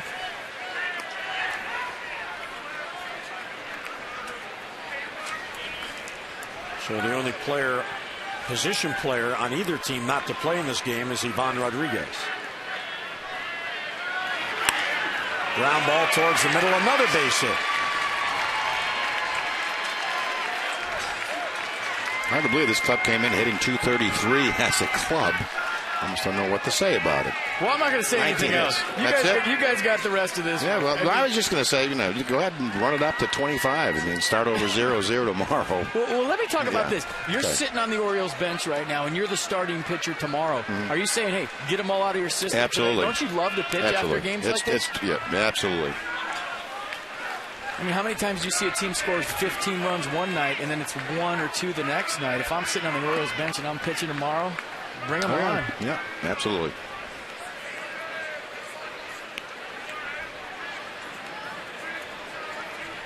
Although the other side of the coin is. There is another side of the coin.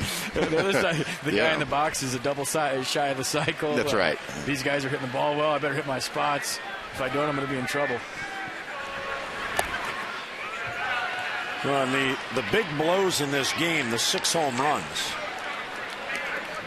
have driven in 11 of the 17 runs.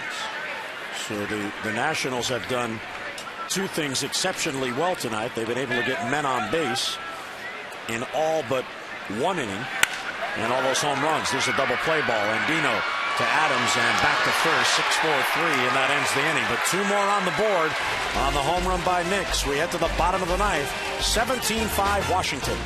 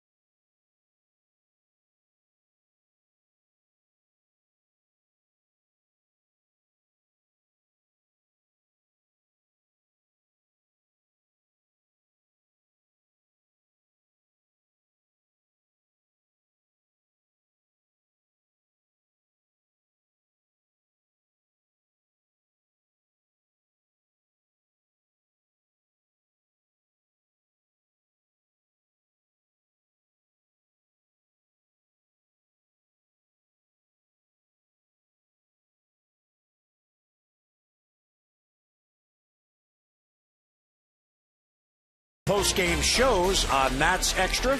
Well, the Nats bats have certainly broken out, and you'll hear Jim Riggleman's post-game comments. And on the other side on O's Extra, you'll hear from manager Buck Showalter and get clubhouse reaction coming up. Nats Extra and O's Extra coming up on the Verizon Wireless update. 17 runs on 19 hits, and the Nationals score in 7 of their 9 at-bats. And here is Doug Slayton coming on to pitch in the 9th. Doug Slayton, fastball, 88 to 92. Slider's probably his best pitch. He's got a curve and a change to go with it. So Slayton comes on, the fourth pitcher used.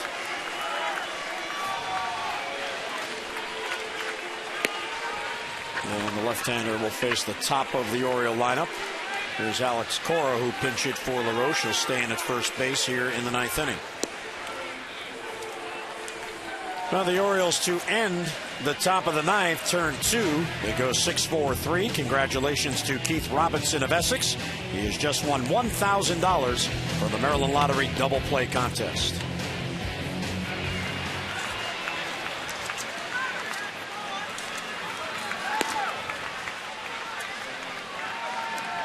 Arrieta allowed 6 runs in 3 2/3. Birkin 6 runs in 1 inning.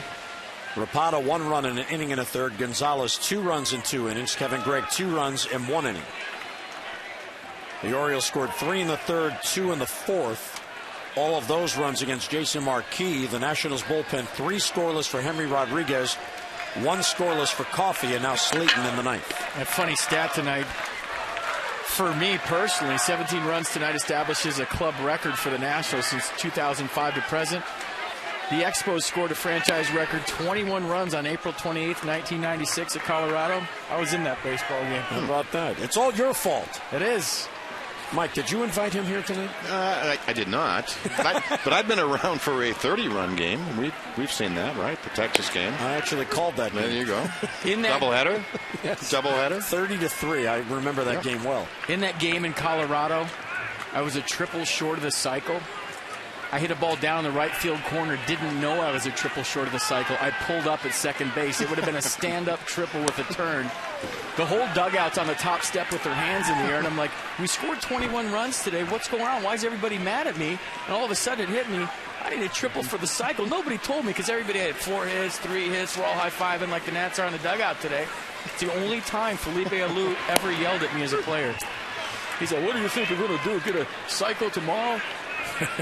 And he played 17 years in the big leagues and never hit for a cycle, and he was very upset that I didn't go for a triple. And here you're being sportsmanlike by not trying to rub it in. I got in trouble a couple times in my minor league career stretching doubles into triples where the game was out of line, where a couple guys got mad at me, and that thought occurred to me. I'm in the big leagues. It's my rookie season. I don't want to make anybody mad, so I just held up. Bouncer towards the middle. There's Espinosa. Strong arm guns out PA. And 1 away in the Oriole ninth inning. For every Orioles walk this season, Care First Blue Cross Blue Shield will contribute $50 to support the Living Classrooms Foundation. To date, the O's have drawn 136 walks, a total of $6,800. Care First Blue Cross Blue Shield encourages each of us to take that first step towards a healthier and more active lifestyle. Here's Nolan Raimo getting his first at bat. He's in Adam Jones' spot in the lineup. And he swings through it, his first major league at bat of the year. Nolan at 6 home runs, at 22 ribbies in AAA this season. You see his major league numbers with the Orioles. Nolan, we would expect, would get a start tomorrow with John Lannon going for the Nationals, a left-hander who has had a lot of trouble this year against right-handed batters.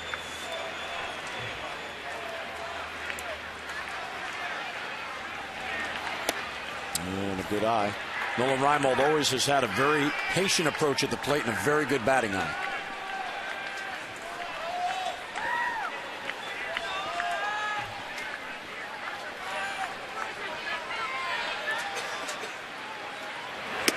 And takes ball 3. Since Marquis left, the Orioles have had only 2 base runners. The leadoff double by Reynolds in the 6th, and he was left stranded at third base, and then the leadoff single by Markakis in the 7th, and he was left stranded. Hard hit ball off the glove of Jerry Hairston. That'll be an infield hit. So ahead in the count, he got a pitch to pull and hit it hard, and he's on with a 1-out single. Yeah, low rocket off the bat of Nolan Reimold. Right in and out of the pocket of Jerry Hairston. Well, Jerry got to it, got the glove on it, but it squirted out. So Reimold gets a base hit.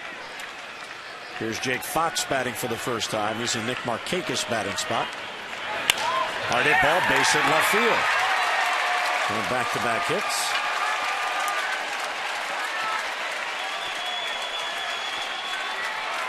So Slayton allows a couple of base hits after one down. Everybody's just free swinging. It's amazing how when the pressure gets lifted. Just let it fly.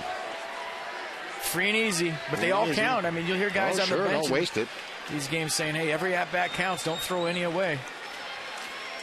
Vladimir is 2 out of 4. And I think he had long ball in mind there.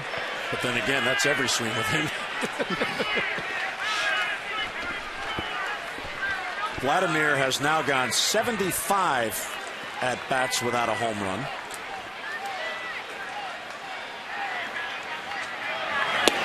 And that misses inside. His last home run was on April the 28th. It was a long time ago. And we get on umpires a lot, but you got to give Jerry Davis a lot of credit tonight. In this route of a baseball game, he hasn't changed his strike zone a bit. He's umping this thing to the last out. You know, many times, Mike, you know this, some umpires will change their strike zone when the score is like this to get home, to speed up the game. Oh, sure. Catch a flight. Yeah, especially on getaway day. You know it as a hitter. You know, hey, you better be swinging. But Jerry Davis has held his strike zone true tonight, so hats off to him for umping a very good game.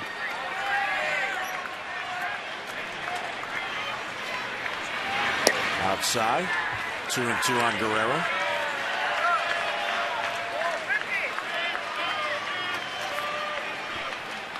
So Slayton asked to get the final 3 outs. He has 1. He needs 2 more. Ground ball off the hand to the second baseman. Espinosa will go to first, and a double play ends it. And hopefully for Slayton, he's okay. His instinct was to reach out, and it hit his pitching hand. So the Nationals grab the opener here as they get 17 runs on 19 hits. Well, join us again tomorrow as the O's and Nats meet in Game 2 of the Mid-Atlantic Rivalry. Jeremy Guthrie takes them out against John Lannon. Coverage begins at 3:30.